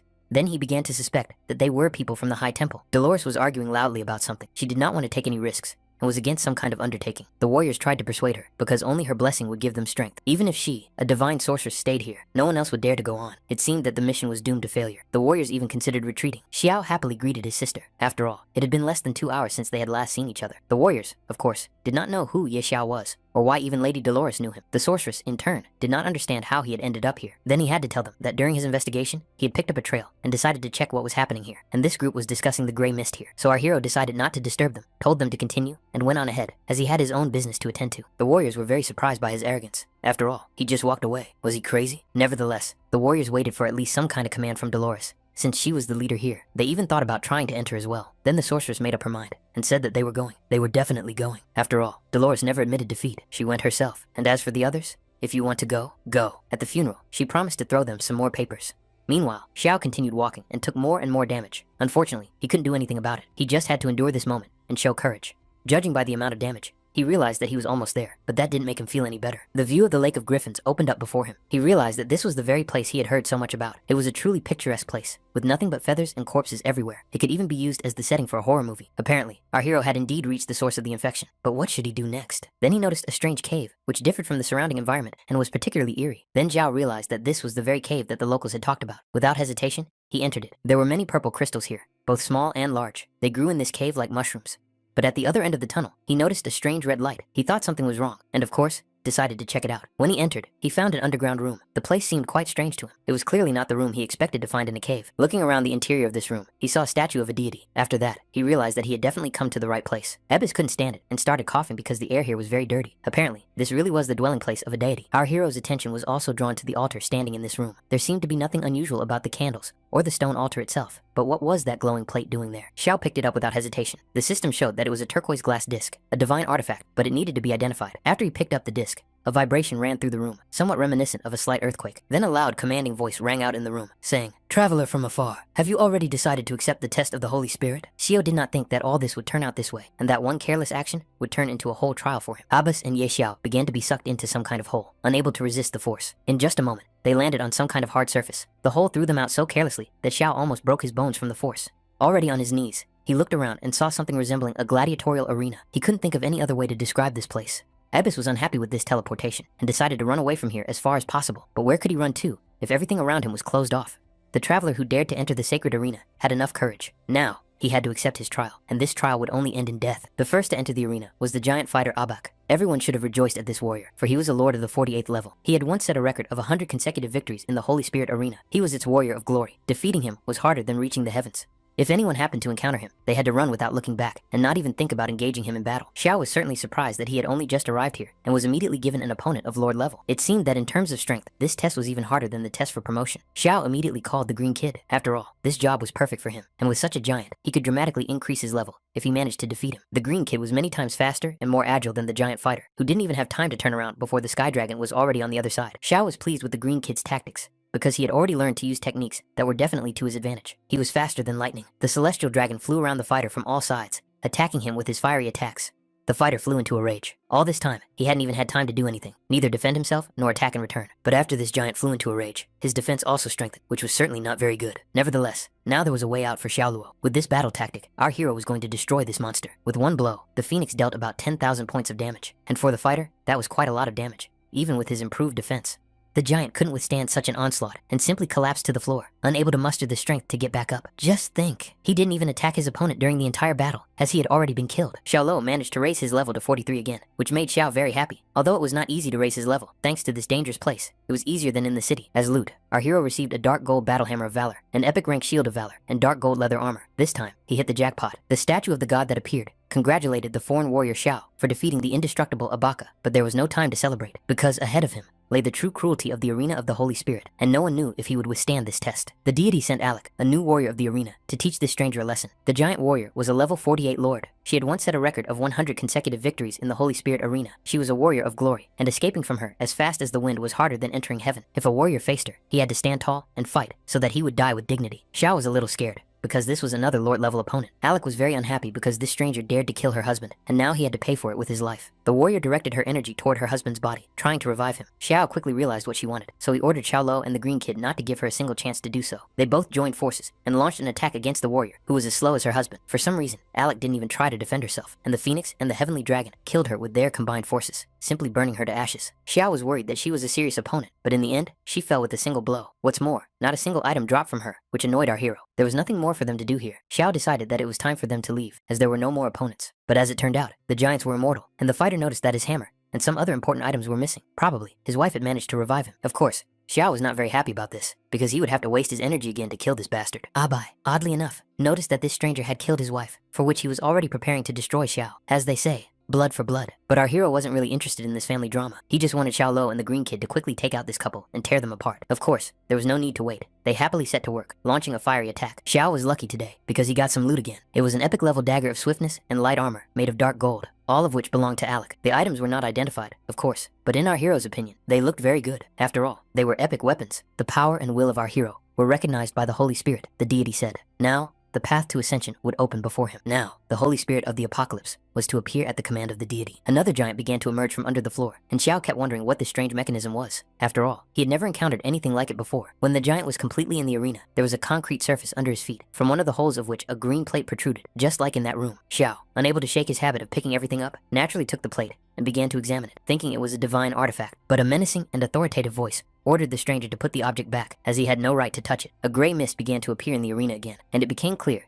that it was all the work of the giant who had appeared before him. The green baby suddenly began to behave strangely, flying from one side to the other, which caused his master to misunderstand him. Then, his loud roar spread throughout the arena, causing a huge vibration. It was the true power of the dragon of the heavens. After that roar, the giant shattered into pieces like some kind of statue, which is probably what it was. Xiao was confused because he didn't fully understand what was happening and why this giant fell apart so easily. Now before him was a desecrated Holy Spirit, a 48th level heavenly dragon. Once upon a time, it guarded the path of ascension here, opening the way, but it was desecrated by an unknown force and lost its true power. Under the influence of this defilement, it changed. This dragon was the shadow of the green baby. Even its characteristics completely matched those of the baby. The dragon promised to show mercy, use its own power, and grant Xiao a painless death. The gray mist grew larger and larger, whereas at first there was none at all. Thus, the damage from the gray mist grew, and Xiao felt it perfectly well. He was no longer the same as he had been on the way to the place. Therefore, the green baby hurried to seal his shadow's ability, so that Xiao would not get worse. But fighting against himself was very difficult. After all, the green kid's trump cards were visible to this deity, and he knew exactly what to do. Yes, the green kid had indeed imposed a ban on magic, but he himself was deprived of it and could not use it. This monster resembled Xiao from Dunhuang, as it looked very similar to the ancient frescoes. Now, it was time for Xiao to teach this bastard a lesson. The monster clearly did not expect Xiao to have a second divine pet. This took him by surprise. After that, the monster stopped laughing and became quiet as a mouse. Xiao now had to destroy it. Using its divine fire, the phoenix launched an attack that the defiled dragon could not defend against, and the green baby finished the attack by cutting open its body. These insignificant humans dared to insult a deity. Yes, he died in this body, but he promised to return. The dragon's body shattered into tiny pieces like trash, but his words echoed that he would meet this mortal again. The brave warrior from another world was thanked for banishing the Sekhmet and liberating the sacred arena. The day would come when, if he was lucky, he would meet the Holy Spirit and gain the right to embark on the path of ascension, and that key now belonged to Xiao. Only those who conquered the sacred arena were worthy of receiving the Holy Spirit's guide. With it, Xiao had the right to walk the path of ascension. But, unfortunately, the Holy Spirits had long been lost in the river of time, and whether he would find them depended solely on luck. Since our hero had completed the trial of the sacred arena, the teleportation was activated. In addition, after this task, Xiao had a new hidden task. Would he be able to cope with it? Dolores and her friends discovered that the gray fog had become even more frightening, and its density had increased significantly. The sorceress suddenly wondered what the boy was doing there. The warriors assumed that he might have poisoned himself to death, but Dolores was sure that this bastard had a life stronger than a cockroach. But the longer they talked, the more they noticed that the fog was gradually disappearing and dissipating. Before Sister Dolores left, Xiao hurriedly called out to her to wait for him. She was absolutely certain that this bastard was definitely not dead, and sure enough, there he was, standing in front of her. The sister understood that he had done something to the fog, and Xiao told her that he had seen the statue of the deity, broken it, and the fog had dissipated. But this short story shocked Dolores. How dare he break the statue of the deity? It was very bold, and the sister even offered to buy him a coffin with a hinged lid or a sliding lid, whichever he preferred. And yet, no matter how you look at it, Xiao had eliminated the source of the gray mist. It could be said that he had helped Dolores get rid of it, and how was she going to thank him now? In fact, he had also helped the Supreme Temple. Maybe he deserved at least some commission, or bonus, or a book on advanced skills, for example. But Dolores took these hints as if he wanted to profit from someone else's misfortune again. Since her sister had things to do, she had to return to the city and report, and then she could talk to Xiao. Had she really decided to run away? But the news that the gray mist had left the city spread quickly. People rejoiced and thanked the heavens. Now they didn't have to run anywhere, and they could return home. And someone in the shadows reasoned that the divinity was indeed very dense. And if he could absorb this divinity, he would definitely be able to break his chains. The thought of this filled him with anticipation. It was time for him to stretch his legs too, so the dragon didn't wait any longer and smashed the sculpture that was holding him back. The guard was worried that Sekhmet was going to turn away from his duties again. Sekhmet was as foolish as Hephaestus. Sooner or later, the world would perish because of them. The arena of the Holy Spirit had already been freed. Therefore, this time, he decided to appear in his true form and put everything back in its place. The guard sternly warned Sekhmet not to make any mistakes. If there was even one mistake, he would strip Sekhmet of his divinity. Sekhmet flew away, hoping that he would surely be able to devour that unknown man. He dreamed of breaking his chains and making Xiao pay for his audacity. Xiao returned to the residence of Shuyu City, where he was greeted with words of gratitude and respect for saving the city. After inquiring about Aisha, Xiao learned that she was fine thanks to him. Not only her, but all the others infected with the gray mist had also recovered. Rumors that the great hero who had destroyed the source of the gray mist had appeared here spread quickly. Of course, the city governor was also curious to see him. In fact, it was the lady who introduced the Honorable Ye Xiao to the city governor. He immediately gained the mayor's favor and was given the title of Shui Yue's friend. It was not for nothing that he was called the one who destroyed the gray mist. The mayor sensed Xiao's greatness. Out of interest, the mayor decided to talk to Xiao and began to argue that the current incident with the gray mist was indeed connected with the gods. Xiao confirmed his guesses, but admitted that he himself had not yet figured out much of it, so he could not say anything for sure. The Lord gave Ye Xiao his personal communication token. If our hero ever needed help, he could feel free to contact the city governor. Ye Xiao gratefully accepted the communication token, as it was a very important item and a significant gesture. It would have been foolish to refuse. To become the city's mayor, one had to be at least 100th level. Such a connection was indeed very valuable. But there were still many people in the city who needed to be accommodated, so the city governor was forced to leave Ye Xiao. However, it was also time for our hero to go, so they agreed to stay in touch.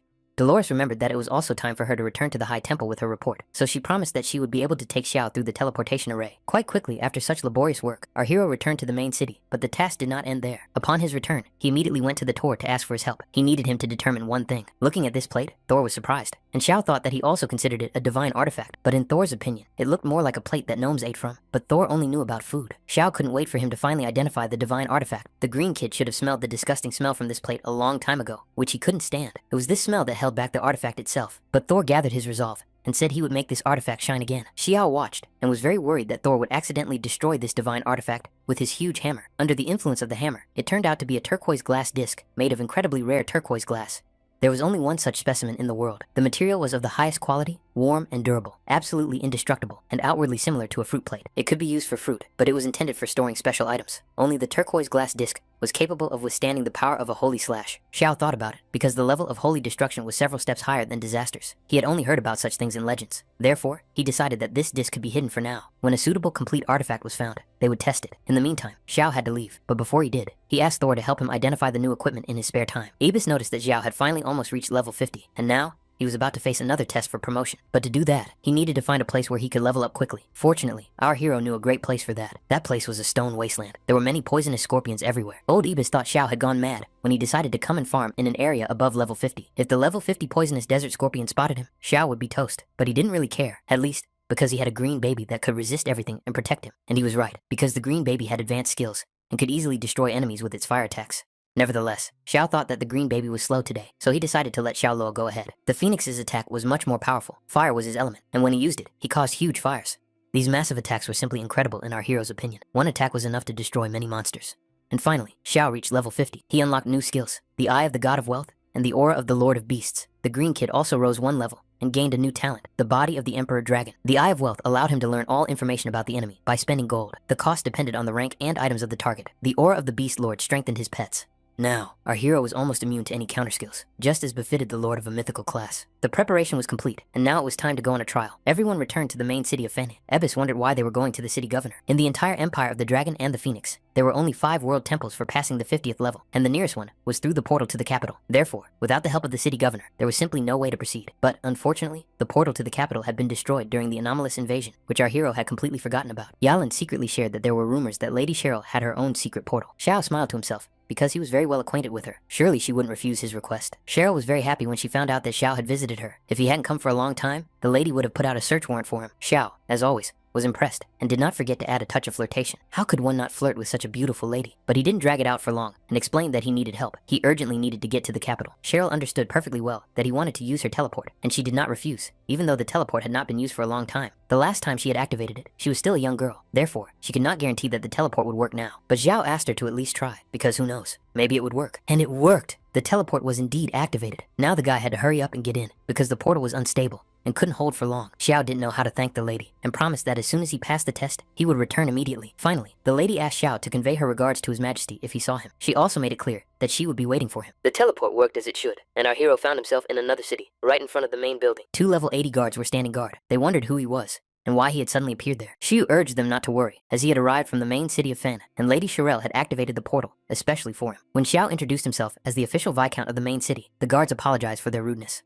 They were being formal, but Xiao didn't need that. He wanted to get to the Supreme Temple as quickly as possible. They kindly agreed to escort him there. After all, he was no longer a random traveler, but a Viscount. As the guard guessed, Xiao had come here to take the 50th level test. He then explained that there was only one way to the Supreme Temple in the Imperial capital, and to get there, one had to go through a long and difficult procedure. But of course, with the title of Viscount, the guard could take Xiao there directly, which was clearly lucky for him. When he was led to the right place, an incredible landscape and architecture unfolded before him. Such scale was quite appropriate for the Supreme Temple, and behind it stood the World Tree. If one climbed the trunk to the top, one could receive the blessing of the gods themselves. Xiao met Aboshi, a 5th-rank servant of the Supreme Temple. He was heading towards the young man, along with other men. Abatsi had just received a message, and came here personally to meet the respected Viscount Xiao. On the way, Abosi asked what level of trial Lord Xiao was going to take. Xiao decided to keep up the standard, and take the Abyss trial as usual. Abatsi felt it was his duty to warn the gentleman. The 50th level trial was an order of magnitude more difficult than all the previous ones, and no one knew exactly what awaited him in the song. Nevertheless, Xiao had already made up his mind long ago, and in any case, it didn't matter to him. Aboshi did not try to dissuade him, and simply wished him luck. Meanwhile, someone was rushing to the Lord with important news. The news was that Xiao, whom the Lord had ordered to be watched, had arrived in the capital. Just think, how did that damned upstart dare to show up in the capital? Was he really looking to get himself killed? Upon learning that Xiao had arrived in the city alone, the Lord decided to summon his entire personal guard and show Xiao his place. Just think, he killed all of the Lord's men, and now he came to the Imperial capital and hoped that he would get away with it. What a scoundrel. The guard also clarified that Xiao was most likely in the Supreme Temple. He had great glory, and if they attacked him openly, there could be consequences. But Prince Karami was not concerned about this. It was his capital, and he decided what to do here. No one could prevent him from touching anyone, and no one would do anything to him for it. Our hero was already at the location of the Land of Trials. This place was really strange, and there weren't even any small monsters here, he thought. As soon as this thought crossed his mind, he noticed a creature flying past him like a comet. A huge monster towered before him, with wings like a Pegasus, but the physique of a wolf. It was a level 50 Black Death tiger, a creature distorted by an unknown force. Its mere presence suppressed all living things. It was considered the master of the borderlands. It was extremely dangerous. Without serious strength, it would be impossible to deal with it. Xiao had to be careful. If the Black Death tiger caught him, it would be difficult to escape from its clutches. Our hero decided to send the green baby first, to check what the Black Death tiger was capable of. The green kid attacked with almost 10,000 points on his first try, but this did very little, and rather angered the tiger even more, so it went on the counterattack. The green kid didn't stop, and when the right moment came, he attacked with his other skill. The damage after this attack tripled. The Black Death tiger couldn't withstand the damage, and fell dead. Xiao couldn't wait to see what items had dropped. There was one item of ethical rank, made of dark gold. Xiao found a broken fang sword and a black darkness ring, but they all needed to be identified. After such a loot, there was no stopping. Xiao wanted to continue, and, together with the green kid, look deeper into the trial. In the Supreme Building, everyone gathered around the all-seeing sphere to catch a glimpse of the Black Death tiger, for it was clearly at least a lord level. Many couldn't believe their eyes that they had actually seen the defeated tiger. How strong was Mr. Ye Xiao? Of course, this was an abyss level trial, and the lords couldn't watch calmly without emotion. But one of the elders urged them to just watch calmly. After all, the abyss trial for the 50th level was not just any lord. Xiao had already started on the second boss. From the elder's perspective, everything was happening at breakneck speed. Even bosses like these couldn't stop our hero. Who was he? A reincarnated god. One of them thought that even in his prime, he would have been inferior to Xiao in strength, but to the others, it sounded like a joke. If you retreat all the way, you might as well live your life that way. Further on, they discovered the paw of some giant beast. They had no idea what kind of beast it was. After all, the level of the abyss was inaccessible to them. A moment later, the entire image on the all-seeing sphere suddenly disappeared. It wasn't that something had happened to the sphere, it was that the power was too strong, and the sphere simply couldn't withstand it. The elders were indignant because they had all gathered here to watch Xiao and the abyss, and their only access to it had been taken away. During his time in the abyss, Xiao had come to one conclusion. The trial of the abyss was truly not for the weak. Would Ye Xiao be able to handle it? The previous two bosses were at the monarch level, and the final boss would most likely be at the immortal level. Our hero considered it his duty to fight him. In that case, Ebisu asked to be locked up in the animal enclosure, or left waiting at the entrance. So much did he not want to die. But just think, if Xiao died, all his debts would fall on Ebisu's shoulders. As soon as the Xiao entered, the system warned him that he had entered a deadly zone, and he immediately left the area. He was eager to see who was there, and who he would have to fight. As he had guessed, standing before him was an immortal level monster. But what would happen next? How would he defeat an immortal level monster? The characteristics of the abyss intruder were terrifying. Its skills were completely hidden, and impossible to scan. Xiao decided to try out his new skill, the Eye of Wealth. After activating this skill, the gold flew away like water. More than 40,000 gold coins were spent. The boss had too many skills. Invasion Power, Desecrated Soul Defense, Abyss Wave, Sacred Abyss Shield, Abyss Ashes. All of these were unique and defensive skills. For example, the first skill was that when the invader dealt damage to all enemies within a radius of 100 meters, it was equal to 200% of the spirit. Each of these skills made the Abyss Invader immortal. Anyone who set foot in the Forbidden Lands turned to ashes, as the Abyss Invader kept saying. This time, our hero decided not to mess around and immediately summoned both of his pets to attack the Abyssal Invader together. The attack was immediate. The Celestial Dragon and the Phoenix decided to start attacking with fire, which was usually a surefire option, but the Abyssal Invader easily dodged the attack without any effort. Xiao began to get nervous, because this was not going his way. This boss was not one of those giants who couldn't even turn around. After the Green Kid and Xiao Lo finished their attack, the Abyss Invader decided to be polite and respond with his own attack. Xiao was on pins and needles, constantly giving commands to his beasts. He was very worried that one of his beasts would get hurt, which had never happened before. But unfortunately, with the increase in level, the problems and risks also increased. The Green Kid was unable to avoid the attack. He suffered damage of about 10,000, but the response was not long in coming. Regrouping, Xiao Lo and the Green Baby attacked the Invader of the Abyss, inflicting 3 times as much damage on him. So far, everything was going well, and the boss was under a magic ban. While under this effect, he would be unable to cast spells.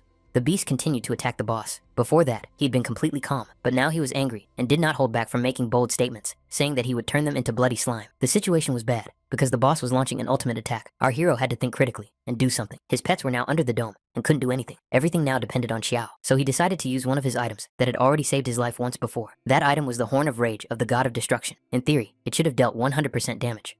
Theory is one thing, practice is another. Xiao had to take a risk, and he decided to go all in. Before attacking, he activated the golden shield made of coins. Xiao used all his strength and aimed the horn at the dome, but with such force did he strike that he bounced off the dome like a ball off a wall. The dome was too strong, but this did not scare our hero in the least. On the contrary, he was extremely excited and wanted to figure out how he could approach and destroy this dome. But while he was thinking, the intruder from the abyss did not stand idly by and launched a new attack. First, the boss decided to attack the beast, because that was Ye Xiao's strength and weakness. Xiao was not going to give up. He believed that if he made one more strike, he would definitely break through this defense. The recharge stone effect was activated. Xiao struck the dome again, and a huge crack appeared. As soon as the dome was completely destroyed, Xiao helped the Green Baby and Xiao Luo escape from this trap. They couldn't wait any longer and immediately rushed to the exit because the Abyss Intruder's attack was still active and could hit them at any moment. Xiao literally escaped from this building at the last minute to avoid being burned alive and subsequently killed. After such an adventure, the Golden Shield cost him more than 10 million gold coins. This indicates that the blow was simply monstrous. In the end, the entire place was reduced to splinters, leaving only ruins. Xiao slowly approached the boss, hoping that he was already dead. As he got closer, as expected, nothing even moved. He was dead. They had managed to kill the intruder from the abyss. But what about the items? Xiao discovered a blue stone coming straight out of the invader's body. It was another fragment of the abyss, the 5th one already. It was impossible to identify it, but as soon as he held the fragment in his hands, it connected with the other 4. The light from the connected fragments blinded Xiao. Could it be that all 5 fragments were finally connecting and something would come of it? The fragments of the stone turned into a cracked key to the abyss. This key was meant to open some kind of gate, but it had been destroyed by an unknown force. What could our hero possibly open with it? Meanwhile, in the capital city, the news about Xiao continued to spread. Xiao had once again passed the 50th level Abyss trial, becoming the first player in the world to achieve such a feat. It was known that as a reward, he received the hereditary equipment, the Divine Stone of Valor. Many players had never even seen silver in their lives, so what else is there to say? Even the Zhang Corporation only got one piece of epic equipment, and here, Xiao had divine equipment. The players remembered that only Xiao was in the combat zone, which meant that they could farm without competition. Therefore, they decided to focus their attention on leveling up. Xiao found himself back in the Supreme Temple, but for some reason, there was no one around, which surprised him. Maybe he used the teleport to the wrong place, but his doubts were dispelled when he heard strange cries behind the door. Someone was shouting, "When will the image be restored?" The elder still hadn't seen any news from the abyss, but nevertheless tried to remain calm and hoped that the image would reappear. But something better appeared, a real witness who had just come from the abyss. Xiao didn't even understand what they were all waiting for, and someone instinctively began to explain, without even realizing that they were talking to Xiao about himself. Such an event happened once in 1,000 years, and if this stranger also wanted to begin the trial, he would have to wait a little. But what if he had already passed it? After this question, the elders finally paid attention to this stranger, and, putting 2 and 2 together, finally realized that before them was Viscount Ye Xiao, whom they had been desperately trying to observe. The gentlemen could not believe their eyes that the gentleman had actually passed the trial of the abyss. He had passed the trial, but had not yet received his reward, and was waiting for everything to be finalized. Abyssa was, as always, perceived as Ye Xiao's pet, and some even wondered how he managed to pass such a serious trial with this frog. One of the elders asked what level the final boss was, and Xiao answered honestly that it was the immortal level. Incredible, right? Having lived for so many years, the elders continued to be surprised by what was happening right under their noses.